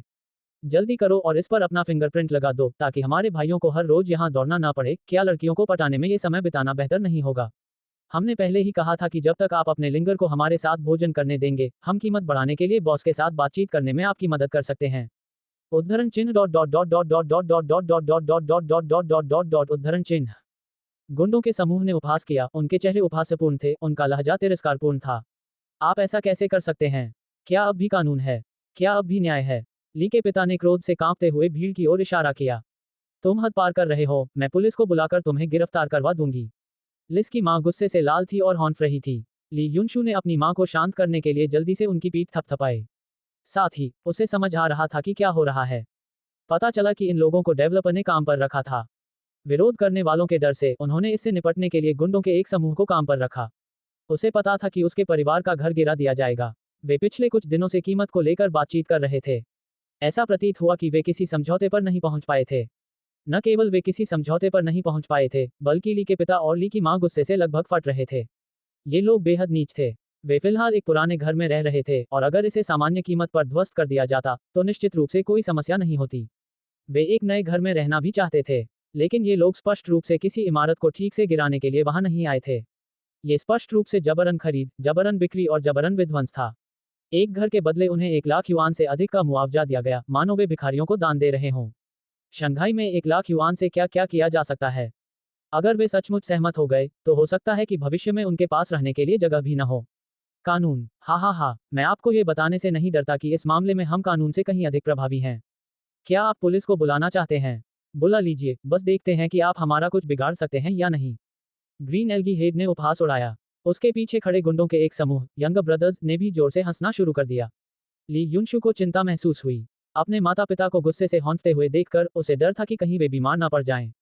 क्या करूं? पुलिस को बुलाओ। इन बदमाशों ने ये भी कहा कि वे पुलिस से बिल्कुल भी नहीं डरते। वे सिर्फ परेशान कर रहे थे, उन्होंने अभी तक कुछ किया नहीं था, इसलिए पुलिस को बुलाने से कोई फायदा नहीं होगा। जब उसे समझ नहीं आ रहा था कि क्या करे, तभी अचानक उसके मन में एक आकृति प्रकट हुई। जू हाओ ने कई बार उसकी मदद की थी। वह हमेशा तब सामने आता था जब वह असहाय होती थी और वह पहले ही उस पर भरोसा करने लगी थी। इस खतरनाक क्षण में वह उसके बारे में सोचने से खुद को रोक नहीं सकी। उसने अपने होंठ सिकोड़ लिए। वह बिना किसी कारण के जूहाओ को परेशान नहीं करना चाहती थी, लेकिन अब उसके पास इसके अलावा कोई विकल्प नहीं था। अगर इन बदमाशों से निपटा नहीं गया, तो क्या होगा अगर वे भविष्य में हर रोज हमारे घर आकर परेशानी पैदा करें? अगर उसके माता पिता गुस्से से बीमार पड़ गए तो क्या होगा? माँ और पिताजी, मेरे पास एक उपाय है, मैं अंकल जू से संपर्क कर सकता हूँ। Swish swish. ये सुनकर ली के पिता और ली की माता स्तब्ध रह गए। तभी उन्हें याद आया कि उनकी लिंगर किसे अंकल जू कहकर संबोधित कर रही थी। वह जूस ग्रुप के अध्यक्ष थे। 208 एआई मॉडल जैमिनी -2.5 फ्लैश। उन दोनों के दिलों में जो उत्साह उमड़ रहा था, वह सहज रूप से शांत हो गया और उनकी आंखें चमक उठीं। वे उस महत्वपूर्ण व्यक्ति को कैसे भूल सकते थे। वह व्यक्ति लिंग एयर के बारे में बहुत चिंतित था, यहाँ तक कि उसने लिंग एयर को निजी तौर पर उसे अंकल जू कहकर बुलाने की अनुमति भी दी थी। यदि उनके परिवार को ऐसी किसी परेशानी का सामना करना पड़ता है, तो उसे ढूंढ निकालना निश्चित रूप से मददगार साबित होगा। जी हाँ, युनशु, आप राष्ट्रपति जू को फोन कीजिए, वह निश्चित रूप से हमारे लिए न्याय सुनिश्चित कर सकेंगे। लिस की मां ने उत्साह से बात की, मानो उन्हें कोई उद्धारकर्ता मिल गया हो। ली फादर ने भी कहा, जी हाँ, हालांकि हम राष्ट्रपति जू को परेशान नहीं करना चाहते, लेकिन हमारे पास कोई और विकल्प नहीं है। हम भविष्य में राष्ट्रपति जू का अच्छा एहसान चुकाएंगे। ली युनशु ने सिर हिलाया। उसने अपना फोन निकाला और सबसे ऊपर पिन किए गए नंबर पर डायल किया। डिंगेलिंग डिंगेलिंग डिंगेलिंग। जू समूह। जूहाओ अपने कार्यालय की कुर्सी पर बैठे थे, जबकि शिया किंगगे उनके सामने सिर झुकाकर काम की रिपोर्ट दे रही थी। फोन की घंटी बजी। जूहाओ को सब पता था कि क्या हो रहा है, क्योंकि ली परिवार के खिलाफ कार्रवाई करने का आदेश उसी ने दिया था। उसने तुरंत जवाब नहीं दिया। फोन बजने के कुछ देर बाद उसने फोन उठाया। अंकल जू, क्या वो युनशु है? क्या कुछ गड़बड़ है? जूहाओ ने हैरानी जताते हुए जिया किंगगे के सिर पर हाथ फेरते हुए पूछा। फोन के दूसरी तरफ मौजूद व्यक्ति को अपनी आवाज सुनाई न दे, इसलिए शिया किंगगे ने धीरे धीरे काम के बारे में बताना बंद कर दिया।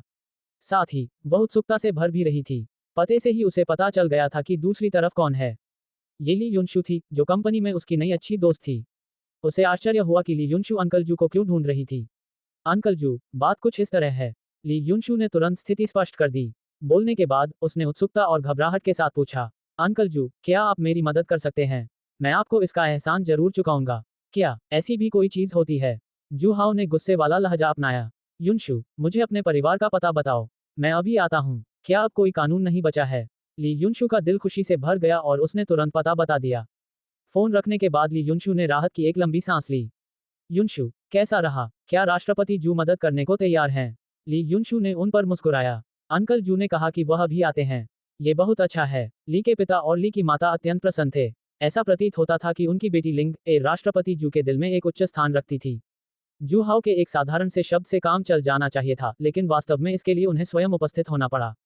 राष्ट्रपति कार्यालय में शिया किंगगे ने जूहाओ की ओर देखा और उत्सुकता से पूछा, अंकल जू, अभी फोन पर कौन था? ली युनशु, उसका परिवार मुसीबत में है और उसने मुझसे इसे सुलझाने में मदद करने के लिए कहा है। जूहाओ ने इस विषय से बचने की कोशिश नहीं की। इस छोटी महिला मुख्य कलाकार को कास्ट करने का काम लगभग पूरा हो चुका था। वह उसे अन्य साथियों के अस्तित्व को स्वीकार करवाने की कोशिश कर सकता है। अंकल जू, आपको उसमें कोई दिलचस्पी नहीं है ना? शिया किंगगे थोड़ी नाखुश थी। बिल्कुल नहीं, मेरी प्यारी किंगगे ही मेरे लिए काफी है। मैं पूरी लगन से काम की रिपोर्ट दूंगा ताकि आपको दूसरों को ढूंढने का समय ही न मिले। हे, कुछ गुंडों का एक समूह ली परिवार की हरकतों को कुछ हद तक हैरानी से देख रहा था। क्या बकवास है? क्या ये बैकअप के लिए बुलावा है? इस इलाके में इससे कोई फर्क नहीं पड़ता था कि वे किसे फोन करते, उनके अनुसार इससे कोई फायदा नहीं होता। मैं आपको ये बताने से नहीं डरता, आज आप जिसे भी फोन करेंगे, उससे कोई फर्क नहीं पड़ेगा। ये दोनों बुरे लोग अब भी हार नहीं माने हैं, है ना? लगता है इन्हें सबक सिखाने की जरूरत है। छोटी बहन, लोगों को फोन करके अपनी ऊर्जा बर्बाद मत करो। हमसे दोस्ती कर लो, हम गारंटी देते हैं कि तुम्हारा परिवार ठीक रहेगा। बदमाशों के घिनौने चेहरे देखकर लीसा की मां क्रोधित हो गई और उसने उनका उपहास उड़ाया। अधिक अहंकार मत करो, राष्ट्रपति जू जल्द ही यहाँ होंगे। अभी भी जाने में देर नहीं हुई है। कौन? उन कुछ बदमाशों ने एक दूसरे की ओर देखा। उनके भावहीन चेहरों को देखकर स्पष्ट था कि वे जूस ग्रुप के अध्यक्ष को नहीं जानते थे। ये सामान्य बात थी, ये लोग वर्षों से समाज के सबसे निचले तबके में रह रहे थे, तो भला वे राष्ट्रपति जू जैसे किसी बड़े व्यक्ति के संपर्क में कैसे आ सकते थे? लिस की मां उन्हें डराना चाहती थी और उसने समझाया, जू ग्रुप के बॉस जूहाओ मेरी लिंगर की कंपनी के मालिक हैं। ग्रीन एल्गी हेड, जो गुंडों का सरदार था, चौंक गया। बेशक उन्होंने जूहाओ के महान नाम के बारे में सुना था, लेकिन क्या इतना बड़ा व्यक्ति स्वयं आकर इतने छोटे से मामले को सुलझाएगा? क्या मजाक? आखिर तुम किसे डराने की कोशिश कर रहे हो? क्या राष्ट्रपति जू जैसे बड़े नेता को तुम आमंत्रित कर सकते हो? अगर आप राष्ट्रपति जू को सचमुच जानते होते, तो क्या आप अब भी इस वीरान जगह पर रह रहे होते? छोटे भाई हंसते हुए और उसकी नकल करते हुए उसके पीछे पीछे चले। लिस की मां का चेहरा पीला पड़ गया। उसने सोचा था कि जूहाओ का नाम लेने से ये लोग डरकर भाग जाएंगे, लेकिन किसे पता था कि वे उसकी बात पर बिल्कुल भी विश्वास नहीं करेंगे। उसने मन ही मन चिढ़कर कहा, ये सब अज्ञानी गुंडे हैं। अचानक बूढ़े दंपति को याद आया कि उनका बेटा भी अक्सर बाहर समय बिताता था। हाल ही में उनका किसी से झगड़ा भी हो गया था और उन्हें अस्पताल में भर्ती कराया गया था। उसमें और इन गुंडों में क्या अंतर था? उन्होंने मन ही मन ये निश्चय कर लिया कि ली शियाओ के ठीक होने के बाद वे उसे सबक सिखाएंगे, भले ही इसका मतलब उसके पैर तोड़ना ही क्यों ना हो। कुछ लोग चुप रहे और ग्रीन एल्गी हेड अधीर हो गया। तुम्हारे साथ बहस करने में बहुत आलस आ रहा है। जल्दी करो और कागजात पर हस्ताक्षर करो, फिर छोटी बहन को हमारे साथ चलने दो। दोबारा कहना। उसके बोलने से पहले ही उसके पीछे से एक ठंडी आवाज सुनाई दी। Swish swish swish. बदमाशों के समूह ने उधर देखा। उन्होंने चोट के निशानों से ढके एक व्यक्ति को लंगड़ाते हुए उनकी ओर आते देखा। यह मरीज कहां से आया है? 209 एआई मॉडल जैमिनी -2.5 फ्लैश। ली परिवार ने भी इसे देखा और भौहें चढ़ा लीं। ली शियाओ के अलावा और कौन हो सकता है? इतनी बुरी तरह पीटे जाने के बावजूद ये बेटा अस्पताल में आराम करने के बजाय वापस क्यों आ गया था? इस समय ली शियाओ बेहद गुस्से में थी। उसकी आंखों में क्रोध भरा हुआ था। अस्पताल में कुछ दिन रहने के बाद वह लगभग पूरी तरह से ठीक हो गया था। वह देखने में बेहद खराब लग रहा था, लेकिन चोटें मामूली थीं, कुछ भी गंभीर नहीं था। ये कहना होगा कि मुख्य किरदार जेंग फीफान को संयम बरतना बखूबी आता था। ली शियाओ ने अस्पताल से छुट्टी की औपचारिकताएं पूरी कर लीं और अपने माता पिता से मिलने घर जाने की तैयारी करने लगा। अप्रत्याशित रूप से जैसे ही वह दरवाजे पर पहुंचा, उसने देखा कि गुंडों का एक समूह दरवाजे को रोककर उसके परिवार को धमका रहा था। वह इसे कैसे बर्दाश्त कर सकता था? शाओ, तुम वापस क्यों आ गए? तुम्हारे घाव अभी तक ठीक नहीं हुए हैं, जल्दी से अस्पताल वापस जाओ। आपको पारिवारिक मामलों की चिंता करने की जरूरत नहीं है, हम उन्हें संभाल लेंगे। वापस जाए और तुरंत आराम कीजिए। ली के पिता और ली की मां दोनों ने अपनी बात रखी। हालांकि वे अपने बेटे से निराश थे, लेकिन वे नहीं चाहते थे कि वह इन बदमाशों से लड़े और फिर से घायल हो जाए। माँ और पिताजी, चिंता मत करो, मैं अब ठीक हूँ। ली शियाओ ने बुजुर्ग दंपति को देखकर जबरदस्ती मुस्कुराया। इन बदमाशों से निपटने में बस 1 मिनट लगेगा। ओह, तुम तो बड़े घमंडी हो, है ना? यह मत सोचो कि तुम्हारा वह दयनीय चेहरा मुझे डरा देगा। ग्रीन एल्गी हेड ने तिरछी निगाहों से उसे देखा, उसका चेहरा घृणा से भरा हुआ था। इससे पहले कि मैं खुद को रोक ना पाऊं, निकल जाओ। ली शियाओ अपने परिवार के सामने खड़ा था, बदमाशों के समूह का सामना करते हुए, और उसने ठंडे स्वर में कहा, धिक्कार है, ये लड़का बहुत ही घमंडी है, इसे सबक सिखाने की जरूरत है। तुम्हें हमारे सामने इतना सख्त रवैया अपनाने की हिम्मत किसने दी? लियांग जिंगरू ने। तुम खुद को कितना दयनीय समझते हो, ये तो तुम देख भी नहीं सकते, मैं तुम्हें एक हाथ से ही पापा कहलवा सकता हूँ। अभी अभी अस्पताल से निकला हूँ, इसमें क्या बड़ी बात है? क्या आपको लगता है कि हम मरीजों को नहीं मारते? उद्धरण चिन्ह डॉट डॉट डॉट उद्धरण चिन्ह। पंक युवाओं का समूह क्रोधित हो गया। वे अहंकारी होने के आदी थे और अपने सामने किसी को भी अकड़ दिखाने को बर्दाश्त नहीं करते थे। बच्चे, क्या तुम जानते हो कि हम कौन हैं? ली शियाओ को इतना बहादुर देखकर ग्रीन एल्गी हेड को दिलचस्पी हुई और उसका लहजा चंचल हो गया। क्या आप लिटिल नाइफ सोसाइटी को जानते हैं? किंगलोंग रोड के इस इलाके का सरगना दर्जनों भाई। पुलिस स्टेशन में भी हमारे लोग हैं, अब आपको पता चल गया होगा कि हम कितने शक्तिशाली हैं, है ना? मैं आपको फिर से बोलने का मौका दूंगा। ग्रीन एल्गी हेड ने उपहास किया। अपने समर्थक गिरोह के बारे में बात करते हुए वह चाहता था कि यह आदमी घुटने टेक कर दया की भीख मांगे। लिटिल नाइफ सोसाइटी एक छोटी, महत्वहीन शक्ति थी। अब साउथ सिटी की सभी भूमिगत ताकतें ब्लड स्लॉटर सोसाइटी में समाहित हो चुकी थीं। एक ऐसी शक्ति जिसे ब्लड स्लॉटर सोसाइटी भी तुच्छ समझती थी, वह वास्तव में नगण्य थी। ये लिटिल नाइफ सोसाइटी आखिर है क्या? मैंने इसके बारे में कभी नहीं सुना। उसका पूर्व स्वरूप अक्सर वहां घूमता फिरता था, इसलिए वह स्वाभाविक रूप से इस शक्ति के बारे में जानता था। हालांकि उन्होंने इसे गंभीरता से नहीं लिया। बस कुछ बदमाश लोग हैं। कोई भी आंतरिक शक्ति का माहिर व्यक्ति उनसे आसानी से निपट सकता है। तुम मौत को बुला रहे हो। ग्रीन एल्गी हेड की सांस अटक गई, उसका चेहरा गंभीर हो गया। चूंकि तुम मरना चाहते हो, तो हमें दोष मत दो, भाई, अपने हथियार उठा लो। दागे के आदेश पर छोटे भाइयों ने अपने अपने हथियार, लाठी, माचेटी उठाए और ठंडी मुस्कान के साथ ली शियाओ की ओर चल पड़े। शाओ, तुम उन्हें हरा नहीं सकते, जल्दी से निकल जाओ, वे हमारा कुछ नहीं बिगाड़ सकते। ली के पिता और ली की माता बहुत चिंतित थे। शेन लुओयान की बहन ने पहले ही राष्ट्रपति जू से मदद मांगी है, वह जल्द ही यहाँ आएंगे और फिर समस्या आसानी से हल हो जाएगी। ली शियाओ ने भौहें चढ़ाईं। ये दोबारा जू हाओ के साथ कैसे जुड़ गया? जू हाओ के चरित्र के बारे में सोचकर उसे बहुत घृणा हुई और सहज रूप से उसके मन में सबसे बुरा ख्याल आया। गुंडों के समूह को पास आते देख उसने अपना सिर हिलाया और कुछ समय के लिए उन विचारों को एक तरफ रख दिया। माँ और पिताजी, चिंता मत करो, इन नन्हे मुन्नों से निपटना आसान है। ली शियाओ ने अपनी माँ, पिताजी और बड़ी बहन की ओर देखा और आत्मविश्वास भरी मुस्कान बिखेरी। आप, ली के पिता और ली की माता चिंतित हो गए। इस समय यह मूर्ख पुत्र मूर्खतापूर्ण व्यवहार क्यों कर रहा था? क्या ये कोई मजाक नहीं है? वहां 7 या 8 लोग थे और उन सभी के पास हथियार थे। वह अकेले ही उनका मुकाबला कैसे कर सकता था? वह भी अभी अस्पताल से लौटा है। क्या उसे पता नहीं था कि उसकी कितनी बुरी तरह पिटाई हुई थी? माँ और पिताजी, आपको मेरी चिंता नहीं करनी चाहिए, बल्कि उनकी चिंता करनी चाहिए। ली शियाओ बहुत आत्मविश्वासी थी। ओह, ये, ली के पिता और ली की माँ अवाक रह गए। उन्हें शक हुआ कि कहीं इस बेटे को कोई मानसिक समस्या तो नहीं है। 102 अपनी हथेली में मोहरों से खेलना। स्वर्ग से मिला अप्रत्याशित लाभ। नायिका की प्रशंसा। ऐसा लगता है कि मास्टरमाइंड को बाहर निकालने के लिए मुझे इन बदमाशों से निपटना होगा। ली शियाओ ने ठंडे भावों से बदमाशों के समूह का सामना किया। उसने पास ही खड़ी एक मर्सिडीज पर नजर डाली। उसे धुंधले रूप से कार में एक व्यक्ति दिखाई दे रहा था, जो नाटक देखने के भाव से उस दृश्य को देख रहा था। गुंडों के समूह को पास आते देख ली शियाओ सीधे भीड़ में घुस गया। वह इन लोगों को अपने परिवार को नुकसान पहुंचाने नहीं देगा। भीड़ों के झुंड में घुसने वाले भेड़िए की तरह ली शियाओ ने धावा बोला और तबाही मचा दी। हालांकि वह अब बेहद खराब दिख रहा था, लेकिन ये सभी मामूली चोटें थीं और उसकी पूरी ताकत अभी भी बरकरार थी। इन लोगों से निपटना बहुत आसान था। उसने अपने परिवार के लिए परेशानी खड़ी करने वाले इन बदमाशों पर जरा भी दया नहीं दिखाई। हर एक मौके के साथ कोई न कोई चीखता और अपनी लड़ने की क्षमता खो बैठता। ठीक 1 मिनट बीत गया। शुरू में आक्रामक दिखने वाले बदमाश इधर उधर पड़े लगातार रो रहे थे। नहीं, अभी भी एक व्यक्ति खेत में खड़ा था। उनका नेतृत्व ग्रीन एल्गी हेड कर रहा था। इस समय वह बुरी तरह कांप रहा था, उसका चेहरा खौफ से भरा हुआ था। उसने हाथ में लाठी पकड़ रखी थी, कूल दिखने की कोशिश कर रहा था, लेकिन इससे उसे सुरक्षा का कोई एहसास नहीं हुआ। उसके अधीनस्थों को देखो, उनके पास तो माचेटी भी थे, क्या वे फिर भी अधमरे नहीं थे?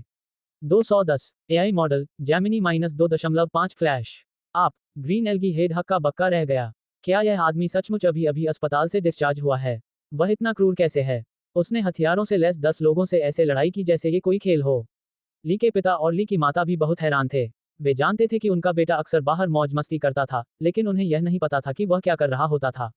उन्हें कभी उम्मीद नहीं थी कि वह इतना दुर्जय होगा। गुंडों से निपटने के बाद बूढ़ा दंपति एक बार फिर चिंतित होने लगा।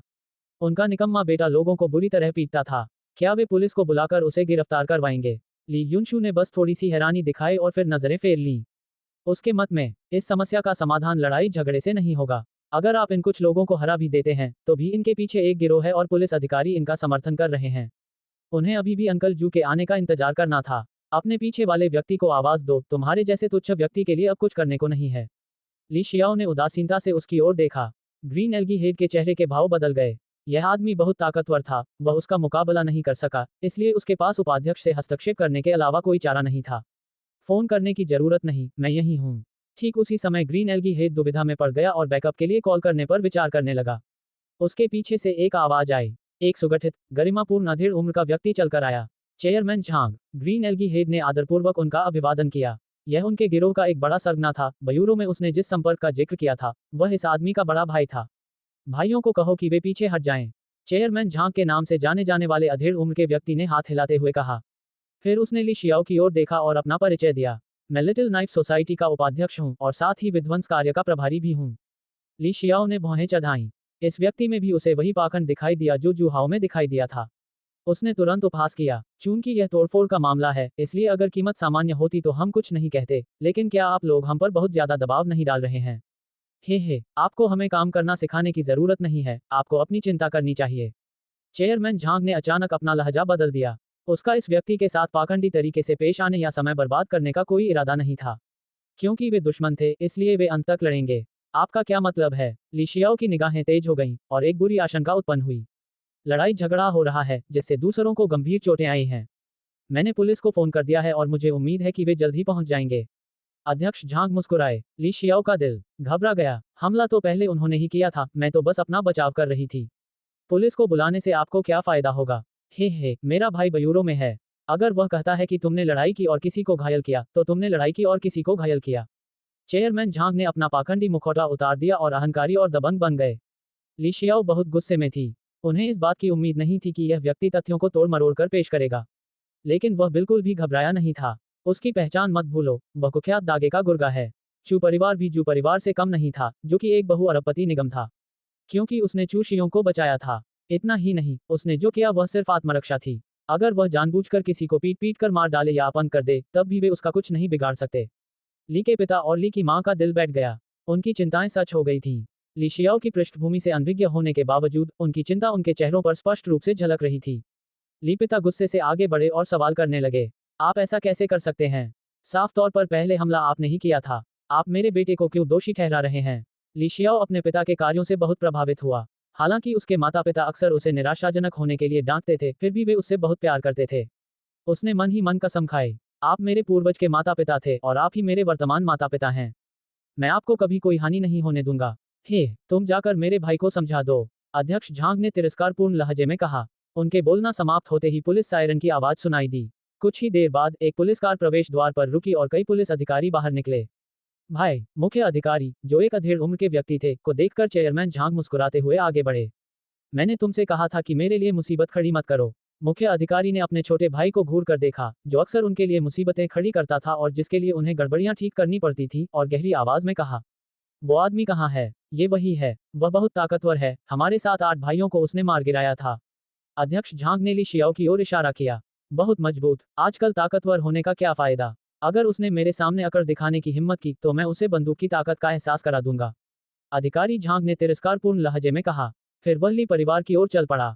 समय बदल गया था, अब बंदूकें ही बोलती थी, इसलिए ताकतवर होना जरूरी नहीं था। आप पर मारपीट करने का संदेह है। हमारे साथ आइए। ली शियाओ के सामने खड़े होकर अधिकारी झांग ने शांत भाव से कहा। आप आते ही लोगों को गिरफ्तार क्यों कर लेते हैं? क्या आप कारण तक नहीं पूछते? मेरा बेटा आत्मरक्षा में कार्रवाई कर रहा था। ली पिता ली शियाओ के सामने खड़े थे। इतने सारे लोग जमीन पर पड़े हैं। क्या तुम्हें लगता है कि मैं अंधा हूं? अधिकारी झांग ने भौहें चढ़ाईं। हमें अपना कर्तव्य निभाने से मत रोको। जल्दी से एक तरफ हट जाओ, वरना हम तुम्हें भी गिरफ्तार कर लेंगे। पिताजी, कोई बात नहीं, चिंता मत कीजिए। अगर मैं उनके साथ चला जाऊं तो क्या होगा? वे मेरा कुछ नहीं बिगाड़ सकते। ली शियाओ ने अपने पिता को, जो अभी भी बहस करने की कोशिश कर रहे थे, रोक दिया और मुस्कुराते हुए पुलिस अधिकारी की ओर देखा। वह बिल्कुल भी घबराया हुआ नहीं था। 211 एआई मॉडल जेमिनी -2.5 फ्लैश। इस समस्या का समाधान उनके लिए बस एक फोन कॉल की दूरी पर था। लेकिन उन्होंने तुरंत दागे चू शियोंग को फोन नहीं किया। इन लोगों ने उसके परिवार के लिए मुसीबत खड़ी करने की हिम्मत की। उन्हें एक गंभीर सबक सिखाया जाना चाहिए। क्या उसे हथकड़ी पहना दें? एक बार पहनने के बाद इन्हें उतारना इतना आसान नहीं होता। उसे गिरफ्तार करो। अधिकारी झांग ने हाथ हिलाया। ये देखकर उसके कई अधीनस्थों ने हथकड़ी निकाली और ली शियाओ को ले जाने की तैयारी में आगे बढ़े। ली के पिता और ली की मां चिंतित थे लेकिन असहाय थे। वे कर्तव्यनिष्ठ साधारण लोग थे और उन्हें ऐसी स्थिति में क्या करना चाहिए, यह नहीं पता था। उनके बेटे को पुलिस स्टेशन ले जाया जा रहा था। उसका रिकॉर्ड खराब हो जाएगा, जिससे उसके भविष्य के नौकरी के अवसरों पर काफी असर पड़ेगा।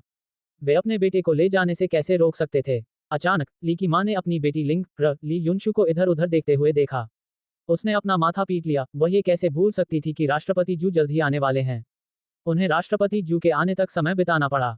जूस ग्रुप के अध्यक्ष जू हाओ तुरंत आ रहे हैं। मैं देखना चाहता हूं कि कौन मेरे बेटे को ले जाने की हिम्मत करता है।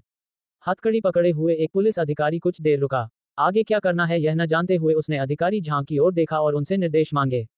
अधिकारी झांग हक्का बक्का रह गया। कौन? क्या राष्ट्रपति जू आ रहे हैं? ये देखकर कि वह उसकी बात पर विश्वास नहीं कर रहा था, लीज की मां ने आगे कहा।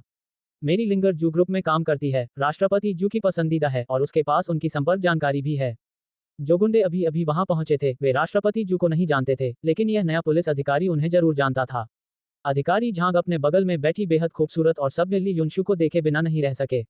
उसने इस खूबसूरत लड़की को बहुत पहले ही देख लिया था। उसे लगा कि वह उसके निकम्मे छोटे भाई का नया निशाना है। उन्हें कभी उम्मीद नहीं थी कि वह राष्ट्रपति जू की कंपनी से होंगी। क्या उसने जो कहा वह सच है? अधिकारी झांग की निगाहें संदेह से भरी हुई अपने छोटे भाई पर पड़ी। चेयरमैन झांग भी असमंजस में नजर आए। पुलिस अधिकारी, उसकी बकवास मत सुनो। उनकी घटिया वेशभूषा को देखकर भला वे राष्ट्रपति जू को कैसे जान सकते हैं? हरे शैवाल का सिर बाहर कूद गया। क्या ऐसा है? अगले ही पल एक चंचल आवाज सुनाई दी। यहाँ काफी चहल पहल रहती है। आवाज कोमल और मधुर थी, वसंत की हवा की तरह, जिससे लोग अनायास ही अपना सिर घुमा लेते थे। एक आकर्षक और गरिमापूर्ण व्यक्तित्व वाले चाचा मुस्कुराते हुए पास आए। वहां जू हाओ आया था। क्या वे सचमुच उसे जानते हैं? अधिकारी झांग अकड़ गए और अपने छोटे भाई को गुस्से से घूरने लगे। उसने लक्ष्य की ठीक से जांच किए बिना ही कार्रवाई की। अब तो वह पूरी तरह से फंस गया है ना? ये देखकर ली युनशु के चेहरे पर मुस्कान खिल उठी और वह उससे मिलने के लिए दौड़ पड़ी। अंकल जू। ये सुनकर ली के पिता और ली की माताजी अत्यंत प्रसन्न हुए। उन्होंने राहत की सांस ली। राष्ट्रपति जू के आगमन का मतलब था कि उनके बेटे को गिरफ्तार नहीं किया जाएगा। लेकिन ये राष्ट्रपति जू देखने में बहुत युवा लग रहे थे, है ना? ली शियाओ का चेहरा गंभीर था। वह जानता था कि उसे सीधे चू शियोंग को फोन करना चाहिए था। वह जू हाओ की मदद बिल्कुल नहीं चाहता था। अपनी बड़ी बहन ली युनशु को जू हाओ के करीब देखकर उसे बेहद असहज महसूस हुआ। वर्तमान स्थिति क्या है? जू हाओ ने ली युनशु से पूछा। ली युनशु ने तुरंत समझाया। राष्ट्रपति जू, हाल ही में हमारे घर को गिराने की योजना बनाई गई थी, लेकिन मुआवजा बहुत कम था, इसलिए हमने असहमति जताई और उन्होंने हमें घर छोड़ने के लिए मजबूर करने की कोशिश की। लिस की मां भी सामने आई।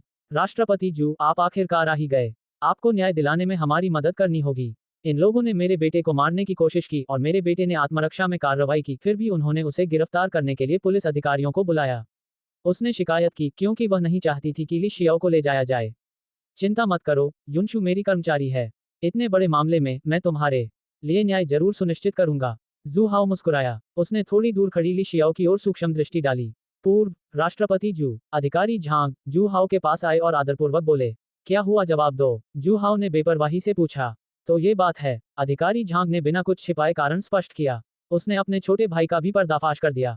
जू हाओ जैसे दिग्गज के सामने गलतियों को स्वीकार करना ही पड़ता है। बहस करना व्यर्थ था। राष्ट्रपति जू, हमसे गलती हुई, हमें आपके साथ उनके संबंधों के बारे में जानकारी नहीं थी। स्पष्टीकरण देने के बाद अधिकारी झांग ने जू हाओ से माफी मांगी। आपका मतलब है, अगर उनका मुझसे कोई रिश्ता नहीं होता तो आप जो चाहें वो कर सकते थे? नहीं, हम ऐसा करने की हिम्मत नहीं करेंगे। निजी लाभ के लिए अपनी शक्ति का दुरुपयोग करना, लापरवाही से काम करना, आप क्या करने की हिम्मत नहीं करेंगे? उद्धरण चिन्ह उद्धरण चिन्ह। अधिकारी झांग ने अपना मुंह खोला, लेकिन अंत में कुछ नहीं कहा। वह चिंता से बुरी तरह पसीना बहा रहा था। राष्ट्रपति जू। तभी चेयरमैन झांग डरते हुए आगे बढ़े, उनके दांत किटकिटा रहे थे। उन्हें यह भी पता था कि उन्होंने एक बड़े अधिकारी को नाराज कर दिया है। उसका दिल जोर से धड़क रहा था। वह सोच रहा था कि जू हाओ को नाराज करने के क्या परिणाम होंगे। तो आप ही हैं जो उन्हें जाने के लिए मजबूर कर रहे हैं। जू हाओ का लहजा अस्पष्ट था। हालांकि उनके चेहरे पर मुस्कान थी, लेकिन चेयरमैन झांग को ठंडक महसूस हो रही थी।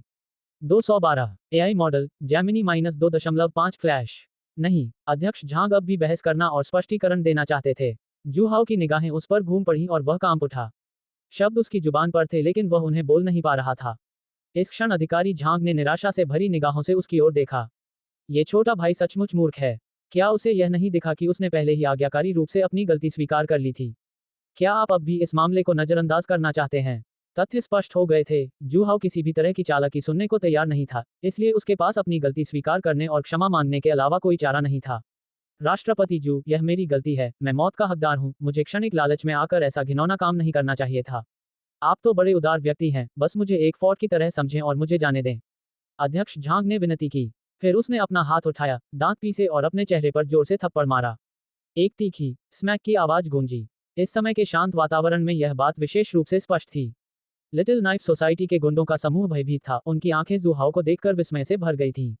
महज एक वाक्य ने उनके उपाध्यक्ष को खुद को थप्पड़ मारने पर मजबूर कर दिया। वह बहुत ही प्रभावशाली थे।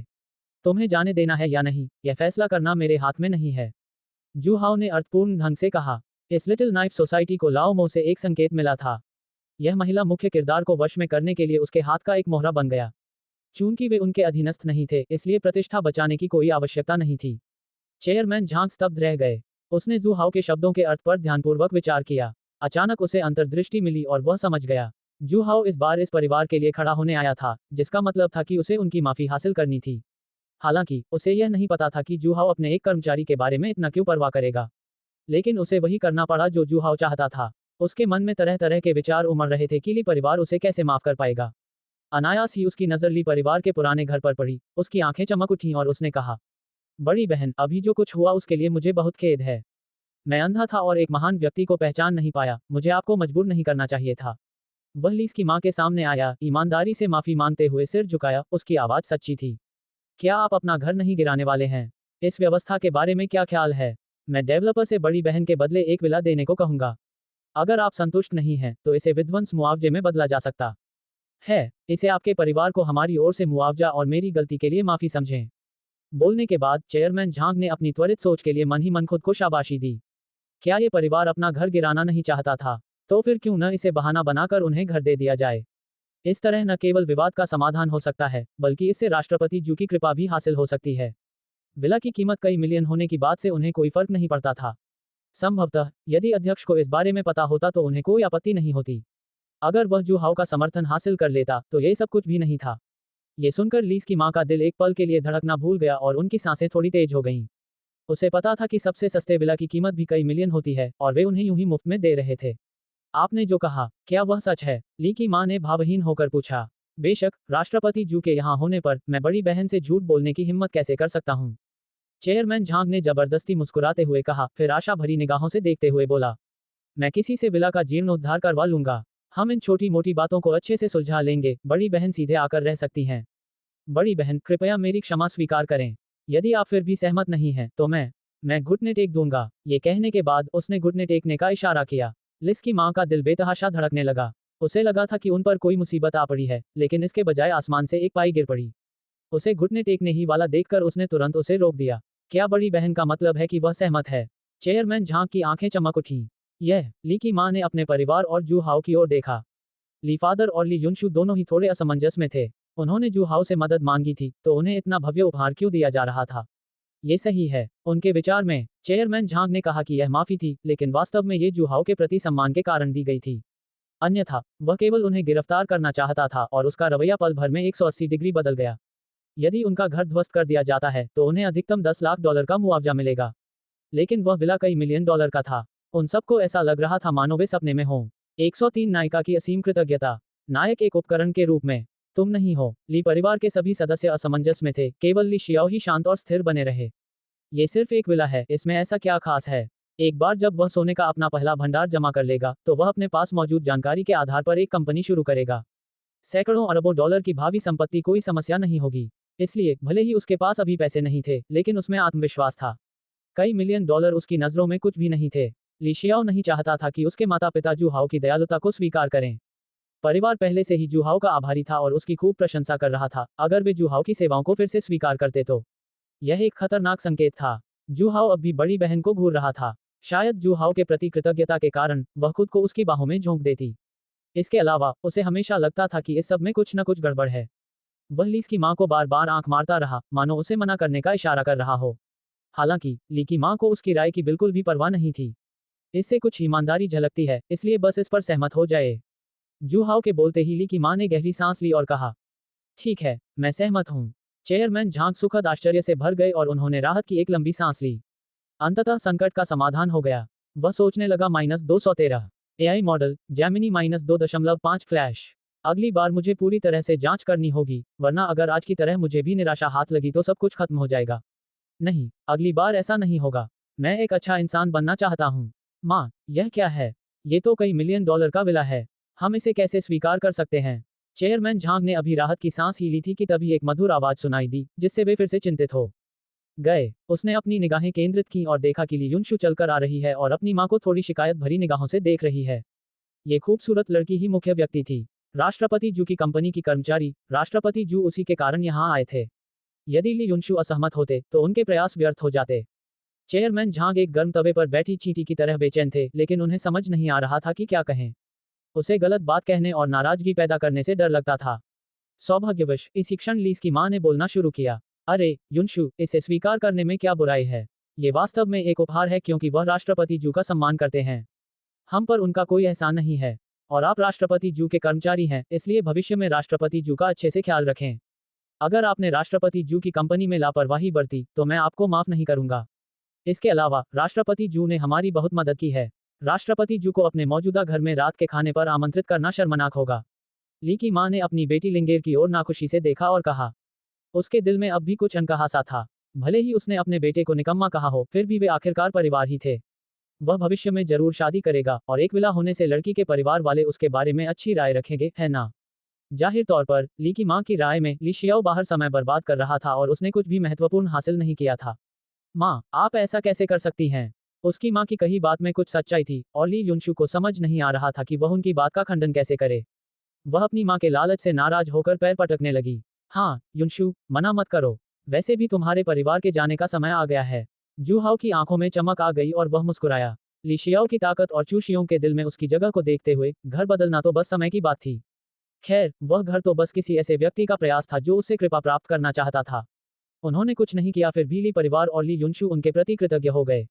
क्यों नहीं? ली युनशु ने जू हाओ की ओर एक नजर डाली, फिर अंत में अपना सिर नीचे कर लिया और कुछ नहीं कहा। ठीक है, तो बात पक्की हो गई। मैं तुरंत इसका इंतजाम कर दूंगा और आप कुछ ही दिनों में रहने आ सकेंगे, पक्का। जू हाओ के शब्दों का मतलब था कि मामला समाप्त हो गया था और चेयरमैन झांग बहुत उत्साहित थे। जब सभी लोग अच्छा महसूस कर रहे थे, तभी अचानक एक अप्रिय आवाज सुनाई दी। मैंने मना कर दिया। Swish swish swish. सभी लोग स्तब्ध रह गए और असमंजस में आवाज की दिशा में देखने लगे। ली शियाओ अंततः खुद को रोक नहीं पाया। सभी की आश्चर्यचकित निगाहों को नजरअंदाज करते हुए वह आगे बढ़ा और बोला, मैं सहमत नहीं हूं। वह नहीं चाहता था कि उसके माता पिता जू हाओ की कृपा स्वीकार करें। ये सिर्फ एक विला था, अगर वह कुछ और महीने इंतजार करता तो वह इसे खरीद सकता था। श्याओ, बकवास मत करो। ली की मां ने देखा कि यह उसका निकम्मा बेटा है और उनके लहजे में नाराजगी थी। अगर आप थोड़े और आशाजनक होते तो क्या मुझे इस बात की चिंता करनी पड़ती कि आपको जीवन साथी नहीं मिलेगा या आप घर खरीदने में सक्षम नहीं होंगे। ऐसे समय में आप क्यों परेशानी खड़ी कर रहे हैं? माँ, हमें चीजें देने के लिए बाहरी लोगों की जरूरत नहीं है। माँ, अगर आपको विला पसंद है तो मैं कुछ महीनों में आपके लिए एक खरीद लूंगा। ली शियाओ ने पूरे आत्मविश्वास से कहा। जू हाओ ने इस दृश्य को हल्की मुस्कान के साथ देखा। क्या उसे सच में लगता था कि उसने जो छवि बनाई थी और जिन मौकों पर उसने ली युनशु की मदद की थी, उनका कोई असर नहीं हुआ? लीस की मां ने बोलना शुरू किया। शाओ, तुम ऐसा कैसे कह सकते हो? राष्ट्रपति जू बाहरी कैसे हो सकते हैं? राष्ट्रपति जू लिंगर के बॉस थे। उन्होंने लिंगेर का बहुत ख्याल रखा। जब से उन्होंने दूसरों को बताया कि लिंग एयर ने जू ग्रुप ज्वाइन कर लिया है और बॉस प्रेसिडेंट जू का ध्यान आकर्षित किया है, तब से हर कोई बेहद ईर्ष्या कर रहा था। बुजुर्ग दंपति के प्रति उनका रवैया काफी हद तक सुधर गया था। जिन रिश्तेदारों ने संपर्क कम कर दिया था, उन्होंने भी खबर सुनने के बाद प्रशंसा करने और खुशामद करने के लिए फोन किया। हाल ही में वह बुजुर्ग दंपति बेहद आत्मसंतुष्ट हो गए थे। ये सब राष्ट्रपति जू की बदौलत संभव हुआ। अब जब उसके निकम्मे बेटे ने कहा कि जू हाओ एक बाहरी व्यक्ति था, तो ली की मां इसे मानने को तैयार नहीं थी। शाओ, चुप रहो। राष्ट्रपति जू युनशु के बॉस हैं। क्या इस तरह बात करना ठीक है? राष्ट्रपति जू ने युनशु की कई बार मदद की है और जब उन्हें पता चला कि हमारा परिवार मुसीबत में है तो वे स्वयं आए भी थे। उन्हें बाहरी कैसे कहा जा सकता है? ली शियाओ ने अपनी मां की बात का खंडन करने के लिए अपना मुंह खोला, लेकिन उसी क्षण ली के पिता वहां आ गए। उनके चेहरे पर नाराजगी के भाव थे। आप सभी। ली शियाओ अपने माता पिता को खाली निगाहों से देखता रहा। उसने बस कुछ ही शब्द कहे थे और उस पर सामूहिक रूप से हमला किया जा रहा था। उन्हें उम्मीद नहीं थी कि उनके परिवार द्वारा जूहाओ का बचाव इस हद तक पहुंच जाएगा। धत्तेरी की। उसने आक्रोश से भरी निगाहों से जूहाओ को घूरा। डिंग। ली शियाओ बेहद गुस्से में है। भावनात्मक मूल्य जोड़ 963। ली शियाओ, भाई ली, बहुत दिनों बाद मिले। जूहाओ ने हल्की सी मुस्कान दी। ली शियाओ ने गुस्से से अपने दांत पीस लिए। जूहाओ के शांत और संयमित व्यवहार से वह क्रोधित हो गया था। ठीक इसी तरह के भेष ने अनगिनत मासूम लड़कियों को धोखा दिया था। क्या आप दोनों एक दूसरे को जानते हैं? ली की मां ने कुछ आश्चर्यचकित होकर पूछा। हम एक बार मिले थे। जू हाओ मुस्कुराया। ली की मां ने आगे कुछ नहीं पूछा, शायद इसलिए कि वह एक मुलाकात थी जिसमें उसके निकम्मे बेटे ने उसे गलत समझा था। चूंकि पूरा परिवार सहमत था, इसलिए ली शियाओ की आपत्ति अमान्य थी। मामला सुलझ गया। झांक बंधुओं ने तुरंत जू हाओ को विदाई दी और अपने अधीनस्थों के समूह के साथ निराश होकर चले गए। राष्ट्रपति जू, हम आपका कितना धन्यवाद करें, ये हमें सचमुच नहीं पता। अगर आप नहीं आते तो परिणाम अकल्पनीय होते। ली के पिता और ली की माता ने कृतज्ञता भरी नजरों से जू हाओ को देखा। उनका लहजा विशेष रूप से गंभीर था। उस समय वे लोग अपने निकम्मे बेटे को गिरफ्तार करने जा रहे थे और अगर उसका आपराधिक रिकॉर्ड होता तो वह बर्बाद हो जाता। यह कोई बड़ी बात नहीं है। वे लोग बस कमजोरों को धमकाते हैं और ताकतवरों से डरते हैं। मैंने युनशु से ये भी कहा है कि अगर उसे कभी कोई परेशानी हो तो वह मुझसे संपर्क करे। युनशु मेरी कर्मचारी है और मुझे उसकी क्षमताओं पर पूरा भरोसा है, इसलिए जाहिर है कि मुझे उसका ख्याल रखना ही होगा। जू हाओ हमेशा की तरह शांत और संयमित रहे। 214 एआई मॉडल जैमिनी -2.5 फ्लैश। इन लोगों को सच्चाई से जुड़ने से रोकने के लिए उन्होंने सूक्ष्मता से कारण बताया। जहां तक नायक के सच जानने की बात है, उसे यह जानकर क्या फायदा होगा? ली के पिता और ली की मां को अचानक सब कुछ समझ आ गया। कोई आश्चर्य नहीं, इसलिए इसमें कोई हैरानी की बात नहीं है कि जू हाओ लिंग एयर की इतनी परवाह करता था। इसलिए वह लिंगर की क्षमता को महत्व देता था। अगर बॉस लिंगर को महत्व देता तो क्या वह जल्द ही जूस ग्रुप की उच्च स्तरीय अधिकारी नहीं बन जाती? ये तो अविश्वसनीय होता। अपनी उत्तेजना को दबाते हुए लीस की मां ने आमंत्रित किया। राष्ट्रपति जू, युनशु को महत्व देने के लिए धन्यवाद। मैं सुनिश्चित करूंगा कि वह कड़ी मेहनत करे। वैसे अध्यक्ष जू, आप जब से आए हैं तब से आपने कुछ खाया नहीं है ना? चूंकि आप यहाँ हैं तो अंदर आकर बैठ क्यों नहीं जाते? युनशु और मैं अभी खाना बनाते हैं। ली के पिता और ली की माता ने जू हाओ को उम्मीद भरी निगाहों से देखा। जू हाओ ने उनके परिवार की बहुत मदद की थी और वे एक छोटे से तरीके से अपना आभार व्यक्त करना चाहते थे।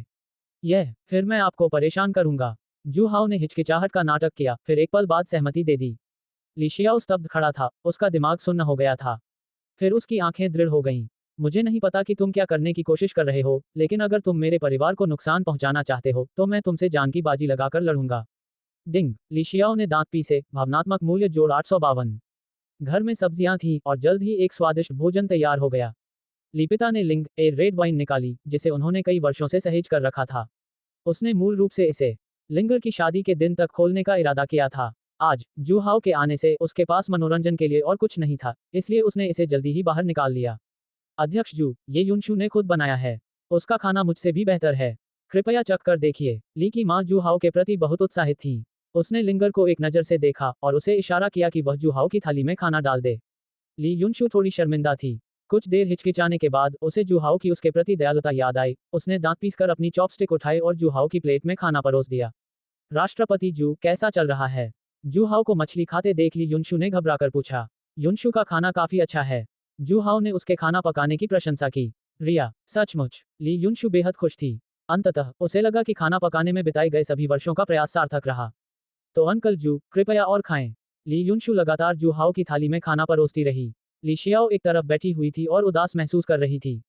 अपने परिवार को जू हाओ पर इतना प्यार लुटाते देख उसका दिल ऐसे दुख रहा था मानो वह खून उगल रहा हो। बड़ी बहन ली युनशु ने बिना किसी संकोच के जू हाओ की थाली में खाना परोस दिया। ली शियाओ की पुतलियां अचानक सिकुड़ गईं। उसे इसे तुरंत रोकना होगा, अन्यथा जू हाओ द्वारा खूबसूरत मकान मालकिन नायिका को लुभाने के तरीकों से बड़ी बहन और भी गहरे जाल में फंसती चली जाएगी और खुद को उससे बाहर निकालना उसके लिए असंभव हो जाएगा। डिंग, ली शियाओ बेहद गुस्से में थी। भावनात्मक मूल्य जोड़ 987।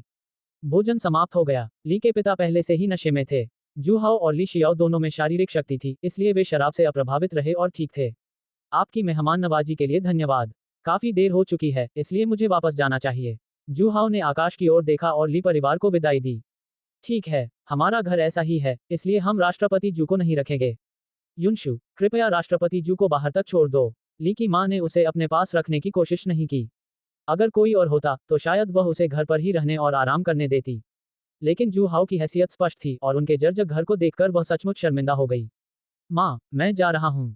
राष्ट्रपति जू के साथ मेरे कुछ मतभेद थे और मैं इस अवसर का लाभ उठाकर उनसे माफी मांगना चाहता हूँ। ली शियाओ ने तुरंत बोलना शुरू किया। वह बड़ी बहन और जू हाओ को अकेले एक साथ कैसे देख सकता था? क्या होगा यदि जू हाओ कुछ अत्यधिक मांगे रखे और बड़ी बहन उसकी मदद के कारण उन्हें मना करना मुश्किल पाए और आधे मन से सहमत हो जाए? तब उसके पास रोने का कोई कारण होगा। ठीक है, राष्ट्रपति जू एक अच्छे इंसान हैं। हर समय इतना शक मत करो। राष्ट्रपति जू से ठीक से माफी मांगो। ली के पिता ने देखा कि दोनों के बीच विवाद चल रहा है, लेकिन उसे न तो वास्तविक स्थिति का पता था और न ही उसे हल करने का तरीका। उन्हें अपने निकम्मे बेटे से इतनी जागरूकता की उम्मीद नहीं थी, इसलिए उन्होंने तुरंत उसे निर्देश दिए। ली युनशु के चेहरे पर कड़वाहट के भाव थे। ऐसा लग रहा था कि वह इस बात से नाखुश थी कि उसे जू हाओ को विदा करने की अनुमति नहीं दी गई थी। आज रात बहुत खूबसूरत थी। आसमान में चमकीला चांद लटका हुआ था और तारे टिमटिमा रहे थे। जू हाओ बाहर चला गया और ली शियाओ उसके पीछे पीछे चलने लगी। उन्हें इस बात का अंदाजा नहीं था कि वे एक कार के सामने आ गए थे, जहां बाई लिंग उन्हें ठंडी निगाहों से घूर रही थी। एक पल इंतजार करें। जू हाओ को कार में बैठते देख ली शियाओ ने उसे आवाज दी। यह आता है। जू हाओ ने मन ही मन सोचा। उसके होठों पर मुस्कान थी और वह शांत भाव से पीछे मुड़ गया। भाई ली, क्या आपको किसी चीज की जरूरत है? जू हाओ, मेरे सामने पाखंड करने की कोई जरूरत नहीं है। चलो खुलकर बात करते हैं। ली शियाओ ने गहरी सांस ली और कहा। ली शियाओ की बहन को छुड़ाने के लिए तुम क्या करना चाहते हो? आपका क्या मतलब है? मुझे ठीक से समझ नहीं आया। जू हाओ ने भ्रम का नाटक किया। क्या ये दिलचस्प है? मैंने पहले ही कहा था कि यहाँ कोई और नहीं है। क्या तुम दिखावा करते करते थक नहीं गए हो? तुमने ली शियाओ की बहन के खिलाफ बड़ी मेहनत से साजिश रची और आज तुमने हीरो बनकर खूबसूरत लड़की को बचाने का नाटक रचा। क्या ये सब ली शियाओ की बहन के लिए ही नहीं था? बोलने के बाद ली शियाओ ने सीधे जू हाओ की ओर देखा और उसकी आंखों में कुछ समझने की कोशिश की, लेकिन वह निराश था। जू हाओ का चेहरा किसी प्राचीन कुएं की तरह शांत बना रहा। जी हाँ, उसे शक था कि इस विध्वंस को भी जू हाओ ने ही अंजाम दिया था। हालांकि जब उन्होंने उपन्यास पढ़ा तो उसमें उनकी भूमिका लगभग न के बराबर थी और वे सिर्फ एक सहायक किरदार थे। लेकिन चू परिवार के पिता और पुत्र का पीछा करने पर उसके ध्यान केंद्रित करने से ऐसा प्रतीत होता था कि उसके परिवार को कभी किसी परेशानी का सामना नहीं करना पड़ा था। और अब विध्वंस के कारण ली परिवार का लोगों के साथ संघर्ष हो रहा था, यहाँ तक कि उन्हें जबरदस्ती भी करनी पड़ रही थी। इसी तरह की स्थितियां उत्पन्न हुई। संभवतः उनका पूर्व स्वरूप निष्क्रिय नहीं बैठा रहता। बेशक ऐसा इसलिए भी हो सकता है क्योंकि उसने इसका समाधान कर लिया था, लेकिन इसे लिखित रूप में दर्ज नहीं किया गया था। इसलिए वह जू हाओ की आंखों में बदलाव देखना चाहता था। 215 एआई मॉडल जेमिनी -2.5 फ्लैश। तुम कुछ ज्यादा ही सोच रहे हो, है ना? जू हाओ ने उसकी ओर एक नजर डाली, लेकिन कुछ भी स्वीकार नहीं किया। डिंग, ली शियाओ बेहद गुस्से में है। भावनात्मक मूल्य जोड़ 876। ली शियाओ मन ही मन उससे नफरत करती थी। वो अब भी नाटक कर रहा है, धिक्कार है उस पर। अगर मैंने यह न देखा होता कि तुमने उस खूबसूरत मकान मालकिन के साथ कैसे संबंध बनाए, तो मैं सचमुच तुम्हारे झांसे में आ जाता। उसे अब जू हाओ का चेहरा देखने में बहुत आलस आ रहा था और उसने ठंडे स्वर में कहा, बस मुझे बताइए, ली शियाओ की बहन को छोड़ने के लिए आपको क्या चाहिए? अगर आप मुझसे इस तरह बात करेंगे तो इस चर्चा को जारी रखने की कोई जरूरत नहीं है। जू हाओ ने उपहास उड़ाया और जाने के लिए मुड़ गया। जू हाओ, तुम नहीं चाहते कि दागे चू शियोंग को पता चले कि तुमने भाभी याओ शिनरुई को धमकी दी है ना? जू हाओ को जाते देख हताशा के क्षण में ली शियाओ ने अंततः ये धमकी दी। दरअसल वह तब तक ये कहना नहीं चाहता था जब तक कि यह बिल्कुल जरूरी न हो। ऐसा कहने से उसे बेहद असहज महसूस हुआ। उसकी भाभी याओ शिनरुई उसका शिकार बनने के लिए चुनी गई थी, लेकिन जू हाओ ने उसे उससे छीन लिया। इतनी नफरत। जू हाओ का पैर, जो उसने अभी अभी आगे बढ़ाया था, वापस अंदर चला गया। ली शियाओ ने गहरी सांस ली और सीधे जू हाओ की आंखों में देखा। यह मत सोचो कि मुझे नहीं पता कि तुमने और भाभी ने पिछली बार चू परिवार के बाहर क्या किया था। बस तुम ली शियाओ की बहन को छोड़ दो। चाहे आप कोई भी तरीका अपनाएं, चाहे उसे नौकरी से निकाल दें या कुछ और, बस उससे दूरी बनाए रखें। तो मैं चू शियोंग को तुम्हारे और भाभी के बारे में नहीं बताऊंगी। जू हाओ रुका, अपना सिर घुमाया और व्यंग्य से बोला, हे। तो क्या हुआ अगर तुम्हें पता है? जाओ और चू शियोंग को बता दो। तुम्हें नहीं लगता कि मैं उससे डरता हूं, है ना? हे, ली शियाओ थोड़ा चौंक गया। जू हाओ की पहचान के बारे में सोचकर उसे राहत महसूस हुई। दोनों पक्षों के पास अरबों डॉलर की संपत्ति है, ये कहना मुश्किल है कि कौन किससे डरता है। उन्हें उम्मीद नहीं थी कि जू हाओ इतना अडिग होगा। अगर आप चू शियोंग से डरते नहीं भी हैं, तो क्या आपको अपनी प्रतिष्ठा की परवाह नहीं है? तो फिर आप क्या चाहते हैं? मैं जो भी कर सकता हूँ, उसके लिए तैयार हूँ, बस मुझे उम्मीद है कि आप ली शियाओ की बहन को चोट नहीं पहुंचाएंगे। ली शियाओ बेहद असहाय महसूस कर रहा था और उसने अपना कठोर स्वर नर्म कर लिया। वह चाहता था कि वह जू हाओ को मार डाले, लेकिन फिर उसे जू हाओ के चारों ओर मौजूद डार्क एनर्जी अंगरक्षकों का ख्याल आया। शायद जू हाओ के पास पहुंचने से पहले ही उसकी हत्या कर दी जाएगी। उनकी ताकत अभी भी पर्याप्त नहीं है। कुछ चीजें ऐसी हैं जिनमें मुझे आपकी मदद की जरूरत है, जू हाओ ने शरारती अंदाज में कहा। आज ली शियाओ के रवैये के माध्यम से वह ली शियाओ की कमजोरी जानता था। अपने परिवार की इतनी परवाह करने के कारण नायक को नियंत्रित करना बहुत आसान होगा। भविष्य में जब वह मुख्य अभिनेत्री याओ शिनरुई के साथ हुए समझौते को पूरा करेगा, तो उसे किसी ऐसे व्यक्ति को ढूंढना होगा जो उसकी जगह ले सके ताकि बड़े भाई चू शियोंग को इसके बारे में पता न चल सके। ली शियाओ एक अच्छा उम्मीदवार था। जू हाओ की कुछ हद तक भयावह मुस्कान देखकर ली शियाओ को अचानक एक अशुभ पूर्वाभास हुआ। आप मुझसे क्या चाहते हैं? मैं आपको तब बताऊंगा जब मैं इस बारे में सोच लूंगा। जू हाओ ने एक वाक्य कहा, मुड़ा, कार में बैठा और तेजी से चला गया। मुख्य पात्र ली शियाओ वहीं निराश होकर खड़ा रह गया। 104 नायिका का दिल जोर से धड़क रहा है। नायक जाल में फंस जाता है। भाभी को बहकाना। ली शियाओ निराश होकर घर लौटी। उसका परिवार उसका इंतजार कर रहा था। उसे लौटते देख ली की मां ने तुरंत उत्सुकता से पूछा, श्याओ, क्या हुआ? क्या तुमने राष्ट्रपति जू से माफी मांगी? क्या उन्होंने तुम्हें माफ कर दिया? ली के पिता भी इस बात को लेकर काफी चिंतित थे। आखिरकार जू हाओ ने उनकी बहुत मदद की थी। यदि उनके परिवार में कोई भी जू हाओ से असंतुष्ट था या यहाँ तक कि उसके प्रति द्वेष रखता था, उन्हें इंसान कहना नामुमकिन था। ली युनशु को इस बात की बिल्कुल भी परवाह नहीं थी। बचपन से ही उसे अपने छोटे भाई से लगाव नहीं था। बाद में जब ली शियाओ मौज मस्ती करने के लिए बाहर जाने लगी, तो उनके रिश्ते में और भी दूरियां आ गईं। शुरू में तो कुछ भी नहीं था, वे एक ही छत के नीचे रहते थे और अपनी अपनी जिंदगी जी रहे थे। लेकिन ली शियाओ वास्तव में अपने संरक्षक जू हाओ के बारे में कई तरह के संदेह और शंकाएं रखती थी, जो उसकी सीमा को पार कर जाती थी। वह अपने छोटे भाई से पूरी तरह निराश थी। उसे ली शियाओ के किसी भी काम से कोई फर्क नहीं पड़ता था। अपने माता पिता की उम्मीद भरी निगाहों को देखकर ली शियाओ को कड़वाहट महसूस हुई। वे उससे कितना झुकने की उम्मीद कर रहे थे जितना वे जू हाओ के सामने करना चाहते थे। नहीं, वह अपने परिवार के सदस्यों के बीच जू हाओ के प्रभाव को फैलने नहीं दे सकता था। तो उसने कहा, नहीं, मैंने बाहर जाने के बाद राष्ट्रपति जू से माफी मांगी थी, लेकिन उन्होंने मुझे माफ नहीं किया। ली के पिता और ली की मां दोनों निराश होकर आहें भरने लगे। वे इसके लिए जू हाओ को दोषी नहीं ठहरा सकते थे, वे केवल अपने निकम्मे बेटे को ही दोषी ठहरा सकते थे जिसने किसी न किसी तरह दूसरे पक्ष को नाराज कर दिया था। ली शियाओ के पास कोई विकल्प नहीं था। अगर उसने अब जू हाओ के बारे में एक भी बुरा शब्द कहा, तो पूरा परिवार उस पर हमला कर देगा। वह इस तरीके का इस्तेमाल केवल पहले शांत रहने के लिए, फिर उकसाने के लिए कर सकता था। धीरे धीरे जू हाओ के बारे में अपने परिवार की धारणा को बदल सकता था। हालांकि इसी क्षण अचानक ली युनशु की आवाज सुनाई दी, तुम झूठ बोल रही हो। ली युनशु ने भौहें चढ़ाकर उसे ठंडेपन से देखा। अंकल जू बहुत अच्छे इंसान हैं और उन्होंने अभी रात के खाने के दौरान आप दोनों के साथ समान व्यवहार किया। वह तो तुम्हारे साथ शराब पीने को भी तैयार था, तो वह तुम्हारी माफी कैसे स्वीकार नहीं कर सकता था?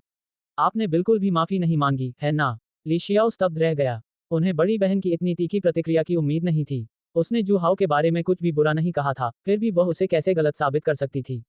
ऐसा प्रतीत होता था कि बड़ी बहन के दिल में जू हाओ की छाप असाधारण रूप से गहरी थी। ली शियाओ तुरंत सतर्क हो गया। बड़ी बहन की हालत बहुत ही खतरनाक थी। शायद जू हाओ के एक इशारे मात्र से ही बड़ी बहन स्वेच्छा से स्वयं को उसके हवाले कर देगी और उसकी बाहों में समा जाएगी। ली युनशु की बातों से चौंककर ली शियाओ ने बड़ी बहन को नुकसान से बचाने के उपाय सोचने शुरू कर दिए। वह क्षण भर के लिए स्तब्ध रह गया। ली के पिता और ली की माता ने ये सुना और वे स्तब्ध रह गए।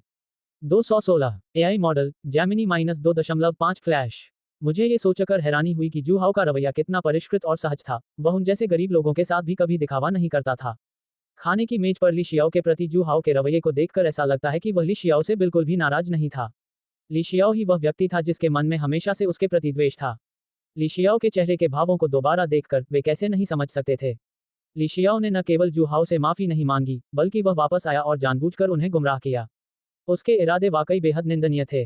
जू हाओ के प्रति ली शियाओ की नाराजगी की गंभीरता को देखते हुए संभव है कि उसने अभी बाहर जाते समय जू हाओ से कुछ अप्रिय कहा हो। ये सोचकर ली परिवार के चेहरे बेहद गंभीर हो गए। ली युनशु पहले से ही इस बारे में सोच रही थी कि वह कब घर छोड़कर जा सकती है, ताकि घर में इस निकम्मे को देखकर उसे हर बार गुस्सा न आए। ली की माँ इतनी गुस्से में थी कि उसकी सांस फूल रही थी। वह ली शियाओ की ओर इशारा करते हुए उसे जमकर डांट रही थी। अरे छोटे बदमाश, मुझे तुमसे कोई उम्मीद नहीं रखनी चाहिए थी। निकम्मा तो निकम्मा ही होता है, सिर्फ उन गुंडों और बदमाशों की संगत में रहने लायक। ली के पिता इतने क्रोधित थे कि उनका कुछ नशा उतर गया।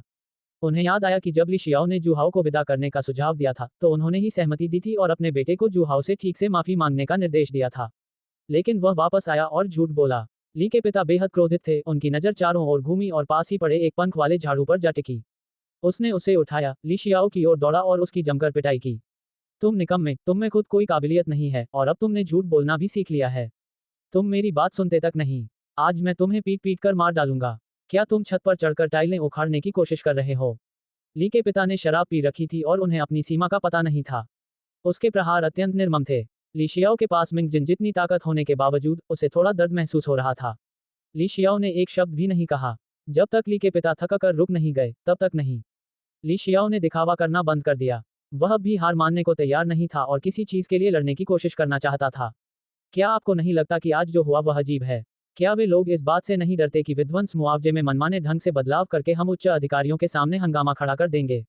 और उस नाजुक क्षण में जू हाओ ही आगे बढ़कर हमारी मदद करने के लिए खड़ा हुआ। ली के पिता, ली की माँ और ली युनशु सभी आंखें फाड़कर अचंभित होकर देखते रह गए। ली शियाओ के शब्दों के अर्थ से उसे एक बार फिर शक हो रहा था कि जू हाओ ने जानबूझकर लोगों को काम पर रखकर ये दिखावा करवाया है। टकराना। ली युनशु सीधे अपने बेडरूम में लौट गई। ली शियाओ की बकवास सुनने में आलस के मारे उसने दरवाजा जोर से बंद कर दिया।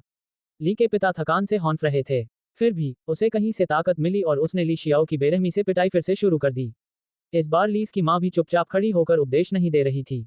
उसने एक बांस की छड़ी उठाई और ली फादर के साथ मिलकर मिश्रित युगल मुकाबले की शुरुआत की। अगली सुबह ली युनशु काम पर जाने के लिए जल्दी निकल गई। जिस बात पर उसने ध्यान नहीं दिया वह थी एक पूंछ जो उसके ठीक पीछे पीछे चल रही थी। वह ली युनशु का छोटा भाई ली शियाओ था। पता चला कि ली शियाओ को इस बात की चिंता थी कि उसकी बड़ी बहन को काम पर जाते समय किसी और घटना का सामना करना पड़ सकता है और उसे फिर से जू हाओ द्वारा बचाया जा सकता है। उसने फैसला किया कि जब वह घर पर आराम कर रहा होगा तो वह अपनी बड़ी बहन को काम पर ले जाएगा। वैसे भी इसमें ज्यादा समय नहीं लगेगा। ली शियाओ थोड़ी चिंतित थी क्योंकि कल जू हाओ ने उनके परिवार की समस्या सुलझाने में मदद की थी। जू हाओ के प्रति उसकी बड़ी बहन की सकारात्मक राय में काफी सुधार हुआ था। अगर जू हाओ अपनी बड़ी बहन के साथ कुछ करना चाहता है तो वह जल्द ही कोई कदम उठा सकता है। उन्हें उन पर कड़ी नजर रखनी पड़ती थी। असलियत में इतने चौंकाने वाले पल नहीं थे। ली युनशु बिना किसी घटना के जुस ग्रुप में पहुंच गईं। संयोगवश जू हाओ भी उसी कंपनी में आ रहे थे और दोनों की मुलाकात हो गई। ली शियाओ अपनी बड़ी बहन के पीछे पीछे पूरे रास्ते आया था। कंपनी में सफलतापूर्वक पहुंचने के बाद वह उस मूर्ख खलनायक को ढूंढने के लिए भी तैयार था। अचानक ही उसने जू हाओ को देखा और उसका दिल घबरा गया। उसके जाते हुए कदम पीछे हटते चले गए। आसपास कोई और कर्मचारी न देखकर ली युनशु ने एक निजी संबोधन का रुख किया। अंकल जू, सुप्रभात। युनशु, अभी काम का समय नहीं हुआ है ना? क्या तुम हर दिन इतनी जल्दी आती हो? लियू परिवार की नई ऊर्जा इलेक्ट्रिक वाहन कंपनी का अधिग्रहण करने के बाद से जू हाओ ने नई ऊर्जा वाहनों के उत्पादन पैमाने का विस्तार करना शुरू कर दिया था। उन्होंने नई ऊर्जा वाहन प्रौद्योगिकी पर शोध करने के लिए कई विशेषज्ञों और प्रोफेसरों को नियुक्त किया। इसमें इंटेलिजेंट ड्राइविंग, ऊर्जा बचत और उत्सर्जन में कमी आदि शामिल हैं। इन शोधकर्ताओं ने कल एक महत्वपूर्ण सफलता हासिल की और उन्होंने आज इसे देखने आने का फैसला किया। नहीं तो वह इतनी सुबह कंपनी में क्यों आता? क्या नायक की खूबसूरत सौतेली मां के सुगंधित कोमल शरीर को गले लगाकर सोना बेहतर नहीं था? ली युनशु ने आज्ञाकारी भाव से उत्तर दिया। मैंने अभी अभी कंपनी ज्वाइन की है और मुझे कई चीजों की जानकारी नहीं है। कंपनी में जल्दी आने से मुझे चीजों को जल्दी समझने और काम में पूरी तरह से रम जाने में मदद मिलती है। जू हाओ ने उसकी ओर देखा। आपने अभी अभी कंपनी ज्वाइन की है, आराम से समय लेकर यहाँ के माहौल में ढल जाएं। जल्दबाजी करने की कोई जरूरत नहीं है। ली युनशु ने धीरे से हम कहा। उसने मन ही मन सोचा, अंकल जू उसे इतना महत्व देते हैं तो वह अनुकूलन करने में समय कैसे ले सकती है? अगर वह कड़ी मेहनत नहीं करती तो वह खुद से संतुष्ट नहीं रह पाती। ली युनशु ने जू हाओ को हो कहते हुए सुना और फिर अपने कंधों पर दो हाथों का स्पर्श महसूस किया। उसने सुन्न होकर ऊपर देखा और पाया कि जू हाओ धीरे धीरे उसकी ओर झुक रहा है। गहरी आंखों की एक जोड़ी सीधे उसकी ओर घूर रही थी। उसका सुंदर चेहरा इतना करीब था कि मर्दाना आभा की लहरें उस पर छा गईं। ली युनशु के दिल की धड़कन अचानक तेज हो गई। अंकल जू, क्या हुआ? क्या मेरे चेहरे पर फूल लगा है? ली युनशु ने एक छोटा सा मजाक किया, इस तरह अपने दिल में व्याप्त घबराहट को कम करने की कोशिश की। हालांकि जू हाओ के अगले वाक्य ने उसे स्तब्ध कर दिया। हाँ, सचमुच एक फूल है। जू हाओ के दिमाग में हलचल हुई और उसने अपनी पॉकेट डायमेंशन से एक पंखुड़ी निकाली। उसने हाथ बढ़ाकर उसके सिर को छुआ, मानो उसे उससे अलग कर रहा हो। देखना, जू हाओ ने अपना हाथ खोला और उसे ली युनशु के सामने पेश किया। ली युनशु अचंभित रह गई, ऐसा लगता है कि यहाँ आते समय जब वह किसी पेड़ के नीचे से गुजर रही थी, तो यह चीज उसके सिर पर आकर गिर गई होगी। इससे वह अभी अभी चौंक गई थी। अंकल जू के चेहरे के भाव देखकर उसे लगा कि वह उसे चूमने वाले हैं। तो क्या वह नहीं था? अजीब बात है, उसे थोड़ी निराशा क्यों हुई? डिंग, ली युनशु की हृदय गति तेज हो गई। भावनात्मक मूल्य जोड़ 654। 217 एआई मॉडल जैमिनी -2.5 फ्लैश। डिंग, ली शियाओ बेहद परेशान है। भावनात्मक मूल्य जोड़ 987। दूर से ली शियाओ ने यह दृश्य देखा और अपने दांत पीस लिए। वह अपनी बड़ी बहन ली युनशु और जू हाओ के साथ होने को लेकर बेहद चिंतित था। जू हाओ को अपनी बड़ी बहन के पास आते देख उसने सोचा कि जू हाओ की मंशा बुरी है और वह उसे रोकने के लिए आगे बढ़ने ही वाला था। ली जियाओ गुस्से में था। वह जानता था जू हाओ की मंशा बुरी थी। अपनी बड़ी बहन का विश्वास जीतने के बाद वह वाकई में आगे बढ़ने के लिए बेताब था। जैसे ही वह चिल्लाने ही वाला था, मेरी बड़ी बहन को छोड़ दो, उसने देखा कि जू हाओ अपनी बड़ी बहन के सिर से एक पंखुड़ी तोड़ रहा है। ली शियाओ ने अपने आगे बढ़ने के कदम रोक दिए। तो क्या ये गलतफहमी थी? इंतजार, ये सही नहीं है। ली शियाओ को तुरंत ही कुछ गड़बड़ महसूस हुई। अपनी आंतरिक शक्ति और तीक्ष्ण अवलोकन कौशल का उपयोग करते हुए वह अपनी बड़ी बहन का पीछा करते हुए यहाँ तक आ गया था। वह अपनी बड़ी बहन के सिर पर पड़ी पंखुड़ी को कैसे नहीं देख पाया? सभी असंभवताओं को दूर कर दें तो केवल एक ही सत्य शेष रह जाता है। वह पंखुड़ी वहां जू हाओ द्वारा रखी गई थी। स्पष्ट शब्दों में कहें तो उसने जानबूझकर ऐसा नाटक किया जैसे उसने इसे अपनी बड़ी बहन के सिर से निकाला हो। इसके साथ ही जू हाओ द्वारा अपनी बड़ी बहन के करीब आने का अचानक उठाया गया कदम।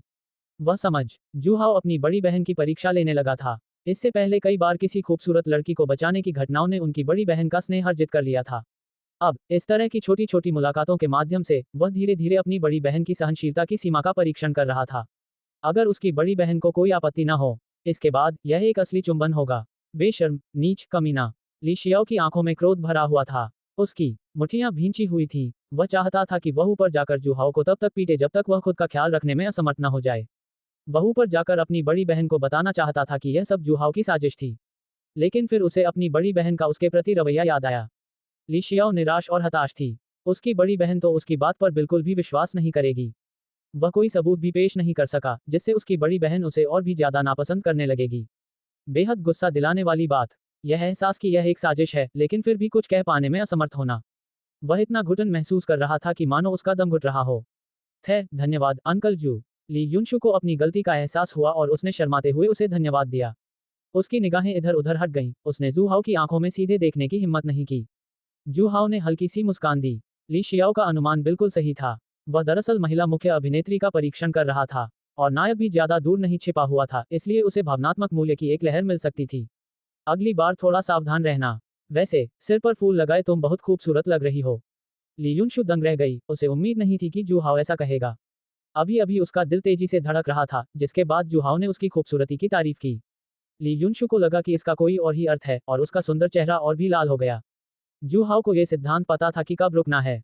इस छोटी महिला मुख्य कलाकार का परीक्षण आज के लिए लगभग पूरा हो चुका था और उन्होंने विनम्रता से कहा, ठीक है युनशु, तुम काम में लग जाओ। खुद को थकाओ मत। अगर कुछ समझ ना आए तो किंगगे से पूछ लेना। उद्धरण चिन्ह dot dot dot dot dot dot. ठीक है। ली युनशु थोड़ा हकलाया। जैसे ही वह जाने वाली थी, उसने जू हाओ के हाथ में फूल की पंखुड़ी देखी और रुक गई। अंकल जू, क्या मैं वह पंखुड़ी ले सकता हूँ? अभी अभी इसी पंखुड़ी की वजह से उसके दिल की धड़कन तेज हो गई थी। वह इसे वापस ले जाना चाहती थी और इसे बुकमार्क के रूप में रखना चाहती थी। इसे लें। ली युनशु ने पंखुड़ी ली और शर्माते हुए कंपनी के अंदर भाग गई। जू हाओ गहरी सोच में डूबा हुआ अपनी ठुड्डी सहला रहा था। डिंग, ली युनशु का दिल धड़क उठा। भावनात्मक मूल्य जोड़ 852। डिंग, ली शियाओ बेहद गुस्से में है। भावनात्मक मूल्य जोड़ 963। सिस्टम के संकेतों को देखकर जू हाओ ने अपनी निगाहें हटा लीं। उसकी नज़र दूर के एक कोने पर पड़ी। ली शियाओ का गुस्सा शांत हो गया। क्या उसकी खोज जू हाओ ने की थी? लेकिन उसे डरने की कोई बात नहीं थी। तुम मेरी बड़ी बहन के साथ छेड़छाड़ कर रहे हो और तुम्हें लगता है कि तुम सही हो। इसी क्षण उसने देखा कि जू हाओ ने उसकी ओर हाथ हिलाया। ली शियाओ को हैरानी हुई। थोड़ी देर हिचकिचाने के बाद भी वह आगे बढ़ गया। शाओ, क्या तुमने कल नहीं कहा था कि अगर मुझे कुछ चाहिए हो तो मैं तुमसे मदद मांग सकता हूँ? आज मुझे एक विचार आया है। जू हाओ ने बिना किसी औपचारिकता के बात की और ली शियाओ एक पल के लिए थोड़ा हैरान रह गया। उनका रिश्ता कैसा था? बस उसे शियाओ शियाओ कहकर बुलाओ। इसके विपरीत वे न केवल अपरिचित थे, बल्कि उनके मन में गहरी नफरत भी थी। जू हाओ ने अपनी नज़र में 2 महिला किरदारों को चुन लिया था, जिनमें उसकी भाभी और खूबसूरत मकान मालकिन शामिल थी। अब वह अपनी बड़ी बहन को भी उससे छीनना चाहता था। अगर ली शियाओ में ताकत की कमी न होती, तो वह बहुत पहले ही जू हाओ के टुकड़े टुकड़े कर चुका होता। उसने शांत रहने की पूरी कोशिश की। धीरे धीरे उसे याद आया कि उसने वास्तव में कल रात जू हाओ से ऐसी ही बात कही थी। जब तक जू हाओ अपनी बड़ी बहन को जाने देता, तब तक वह उससे कुछ भी मांग सकता था। क्या जू हाओ का मतलब यह था कि वह अपनी बड़ी बहन को जाने देने के लिए सहमत हो गया था? लेकिन आखिर चल क्या रहा था? वो अभी भी अपनी बड़ी बहन के साथ क्यों इश्कबाजी कर रहा था? क्या ऐसा हो सकता है कि वह उससे कुछ काम करवाने की योजना बना रहा हो और साथ ही उसकी बड़ी बहन के साथ छेड़छाड़ भी कर रहा हो? कोई व्यक्ति इतना निर्लज्ज कैसे हो सकता है? गहरी सांस लेते हुए, हत्या करने की इच्छा को दबाते हुए, ली शियाओ ने भारी आवाज में कहा, क्या आप वाकई मेरी बड़ी बहन को जाने देंगे? उससे दूरी बनाए रखें और उसके जीवन में दखल देना बंद कर दें। जू हाओ ने कुछ देर सोचा और फिर कहा, बेशक, मैं हमेशा सिद्धांतों पर चलता हूँ। चूंकि मैं आपसे कुछ करने के लिए कह रहा हूँ, इसका मतलब है कि मैं आपकी शर्तों से सहमत हूँ। 218 एआई मॉडल जैमिनी -2.5 फ्लैश। जू हाओ, जिनके शब्दकोश में सिद्धांत शब्द का कोई अर्थ ही नहीं था, ने कहा। ली शियाओ ने अविश्वास से नाक सिकुड़ी। चूंकि आप मुझसे कुछ करवाना चाहते हैं, इसका मतलब है कि आपने ली शियाओ की बहन को निशाना न बनाने का फैसला कर लिया है। तो फिर आपने अभी अभी ली शियाओ की बहन के साथ छेड़छाड़ क्यों की? यह मत सोचो कि मुझे नहीं पता कि फूल की पंखुड़ी तुम्हारी चाल थी। जू हाओ ने इसे स्वीकार नहीं किया। मुझे लगता है कि आपने गलत समझा। ली शियाओ ने उपहास करते हुए मुंह फुलाया।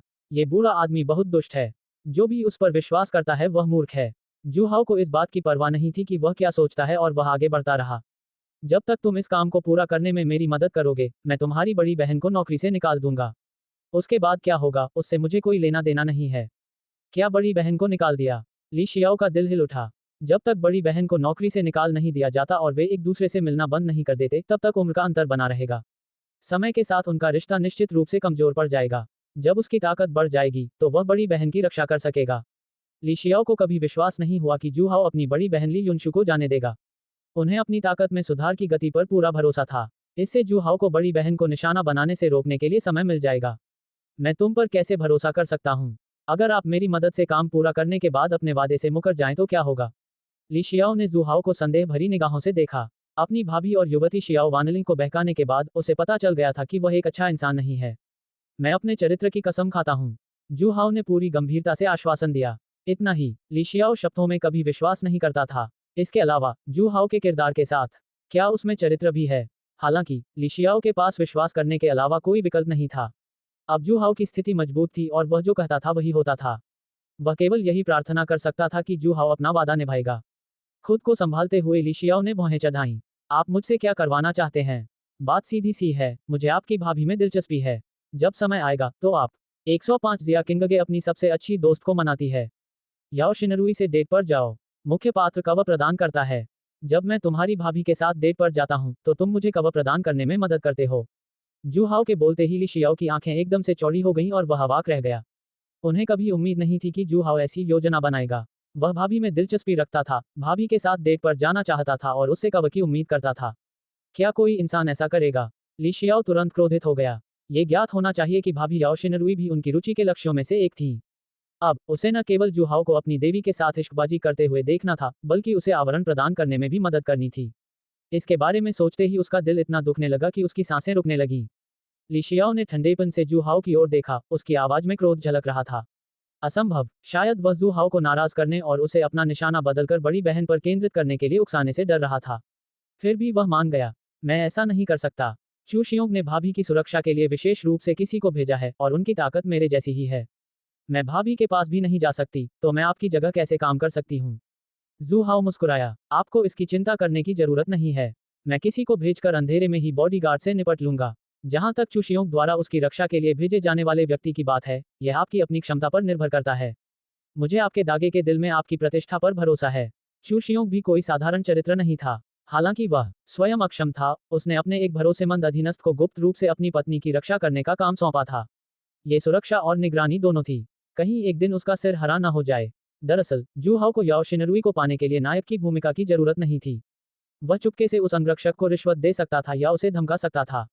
बात बस इतनी सी थी कि जब नायक मुख्य नायिका के साथ डेटिंग कर रहा था, तो वह केवल खड़े होकर देख सकता था।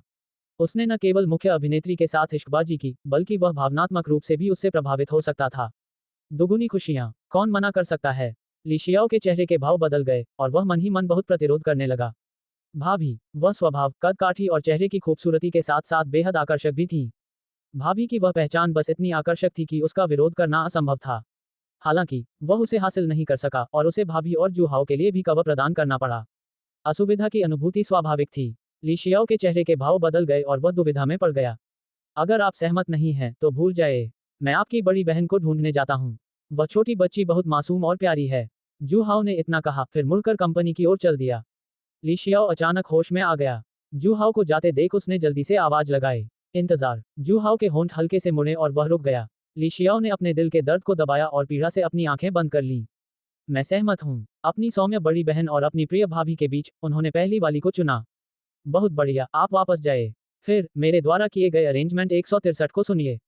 लिशियाओ ने जूहाओ की बातों पर ध्यान नहीं दिया, बल्कि उसने गुस्से भरी निगाहों से उसे घूरा। मैं तुम्हारी मदद करने के लिए सहमत हूँ, लेकिन अगर तुम अपने वचन से मुकर गए और मेरी बड़ी बहन को नुकसान पहुंचाया, भले ही इसका मतलब हार हो, तो मैं तुम्हें अपने साथ नीचे गिरा दूंगा। चिंता मत करो, मैं हमेशा अपना वादा निभाता हूँ। अगर मैं ऐसा नहीं करता, तो तुम चूशियों को बता देना और उसे मुझसे निपटने देना। लिशियाओ स्तब्ध अवस्था में वहां से चली गई। उसकी दूर जाती पीठ को देखते हुए जूहाओ ने ठंडी मुस्कान दी। फिर मैं आपको बताऊंगा कि मछली मर जाए लेकिन जाल न टूटे का क्या मतलब है। चू परिवार का villa 219। AI model Jaimini -2.5 flash. वातावरण भारी और घुटन भरा था और नौकर कांप रहे थे, सावधानी से चल रहे थे। चूशियोंग अपने बेटे से मिलने के बाद अस्पताल से अभी अभी लौटा था। चूशियाओटियन कोमा से बाहर आ गए थे और डॉक्टर ने कहा कि कुछ भी गंभीर नहीं है, बस उन्हें कुछ समय आराम करने की जरूरत है। जिस व्यक्ति ने उसके बेटे को मारा था उसने फिर भी दया दिखाई। लेकिन वह दूसरे पक्ष को धन्यवाद नहीं देगा, उसे जमकर जवाबी कार्रवाई करनी होगी। उसने पहले ही चू परिवार की सेनाओं को किंगटियन इलेक्ट्रॉनिक्स कंपनी लिमिटेड के खिलाफ जवाबी कार्रवाई करने के लिए जुटा लिया था। आखिरकार इस मामले की शुरुआत उस कंपनी के अध्यक्ष लिन चुकिंग से हुई थी। उसे उचित दंड मिलना चाहिए। चू शियोंग को अभी भी लग रहा था कि दबाव काफी नहीं है और वह भौहें चढ़ाकर सोचने लगा कि लिन चुकिंग की कंपनी से निपटने के लिए आगे क्या कदम उठाए जाएं। लिशियाओ उनके ठीक पीछे चल रही थी। लिशियाओ को मूल रूप से चू शियोंग ने अपने बेटे चू शियाओटियन के पास भेजा था, लेकिन अब उसका बेटा अस्पताल में था। लिशियाओ आखिरकार एक उस्ताद थे और उनके साथ यूं ही बैठे रहना उनके लिए दुख की बात थी। चू शियोंग ने उसे वापस अपने पास बुला लिया। वह कुछ चीजों में उसकी मदद कर सकता था। डिंगेलिंग, डिंगेलिंग, डिंगेलिंग। फोन की घंटी बजी, हॉल की खामोशी को तोड़ते हुए। बॉस, सिस्टर चेन एक गैंग फाइट में शामिल हो गई हैं और गंभीर रूप से घायल हैं, इसलिए वह फिलहाल बॉस की पत्नी की रक्षा नहीं कर सकती। दूसरी तरफ मौजूद उनके अधीनस्थ के शब्दों ने चू शियोंग को थोड़ा झुंझलाने पर मजबूर कर दिया। जिस सिस्टर चेन का उन्होंने जिक्र किया, वह उनकी पत्नी याओ शिनरुई की गुप्त रूप से सुरक्षा और निगरानी करने के लिए भेजी गई अंगरक्षक थी। हालांकि उनका और याओ शिनरुई का विवाह केवल आपसी सहमति से हुआ था। उनमें वैवाहिक अंतरंगता बिल्कुल भी नहीं थी। आखिरकार एक पत्नी होने के नाते वह याओ शिनरुई के अन्य पुरुषों के साथ होने की खबरें सुनना नहीं चाहता था। अगर यह बात बाहर आ गई तो जिन लोगों को अंदर की कहानी नहीं पता थी, वे सब यही सोचेंगे कि एक अरबपति राष्ट्रपति को धोखा दिया गया है। चू शियोंग कभी भी ऐसा होने नहीं देगा। दरअसल उन्हें निश्चिंत हो जाना चाहिए था। 10 साल बीत चुके थे और याओ शिनरुई हमेशा से ही अच्छे व्यवहार वाली रही थी। उसने कभी भी विपरीत लिंग के किसी भी सदस्य के साथ संपर्क नहीं किया था। उसने फोन काट दिया। चू शियोंग की भौहें और भी गहरी हो गईं। सिस्टर चेन किसी गिरोह का हिस्सा नहीं थी, तो वह अचानक किसी गिरोह की लड़ाई में क्यों शामिल हो गईं? क्या कोई उसकी पत्नी याओ शिनरुई के पीछे पड़ा है? यह विचार अचानक ही उत्पन्न हुआ। फिर उसने अपना सिर हिलाया। ये कुछ हद तक अतार्किक था। लिशियाओ की इंद्रियां तेज थीं और उसकी सुनने की क्षमता असाधारण थी, इसलिए उसने फोन पर हुई बातचीत का कुछ हिस्सा सुन लिया। उसका दिल थोड़ा सा धड़का और उसने उत्सुकता से पूछा, दागे, क्या हुआ? चू शियोंग ने उसकी ओर एक नजर डाली। उसे अपने उस अधीनस्थ पर पूरा भरोसा था जिसने उसकी जान बचाई थी। इसलिए उन्होंने कुछ भी नहीं छिपाया।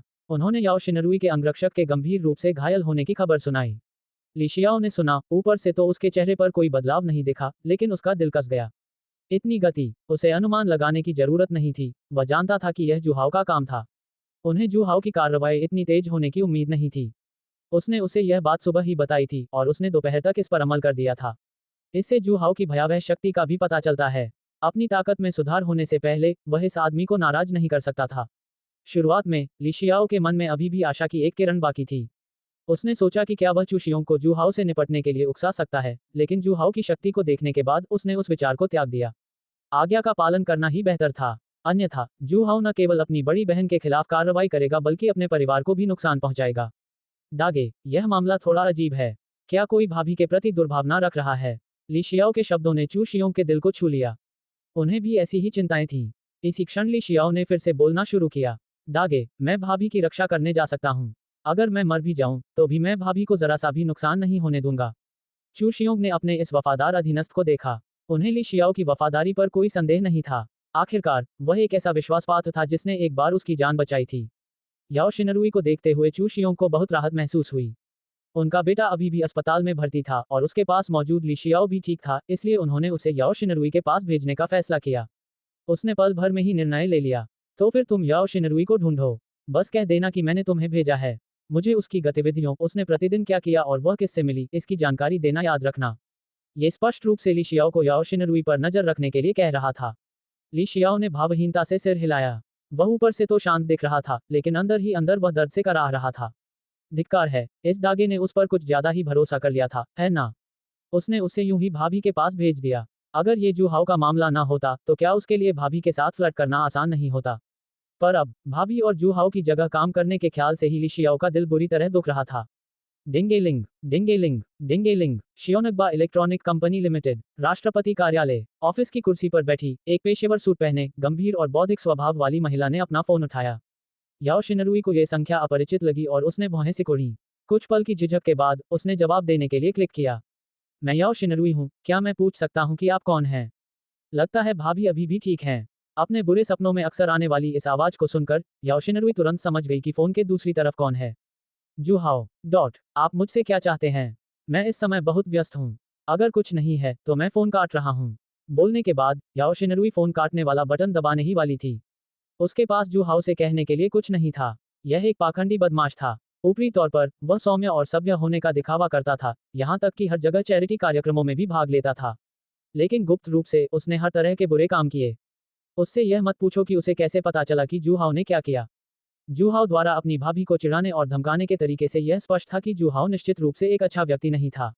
220 एआई मॉडल जैमिनी -2.5 फ्लैश। हालांकि जब उसने फोन से अगला वाक्य सुना तो उसकी उंगलियां अचानक जम गईं। आप हमारे 5 दिन के समझौते को भूले तो नहीं है ना? याओ शिनरुई की अभिव्यक्ति बदल गई। फोन से लगातार जूहाओ की आवाज आ रही थी। चलिए शाम 6 बजे साथ में खाना खाते हैं। देर मत करना। उसने फोन काट दिया। डिंग। याओ शिनरुई को आक्रोश महसूस हुआ। भावनात्मक मूल्य जोड़ 654।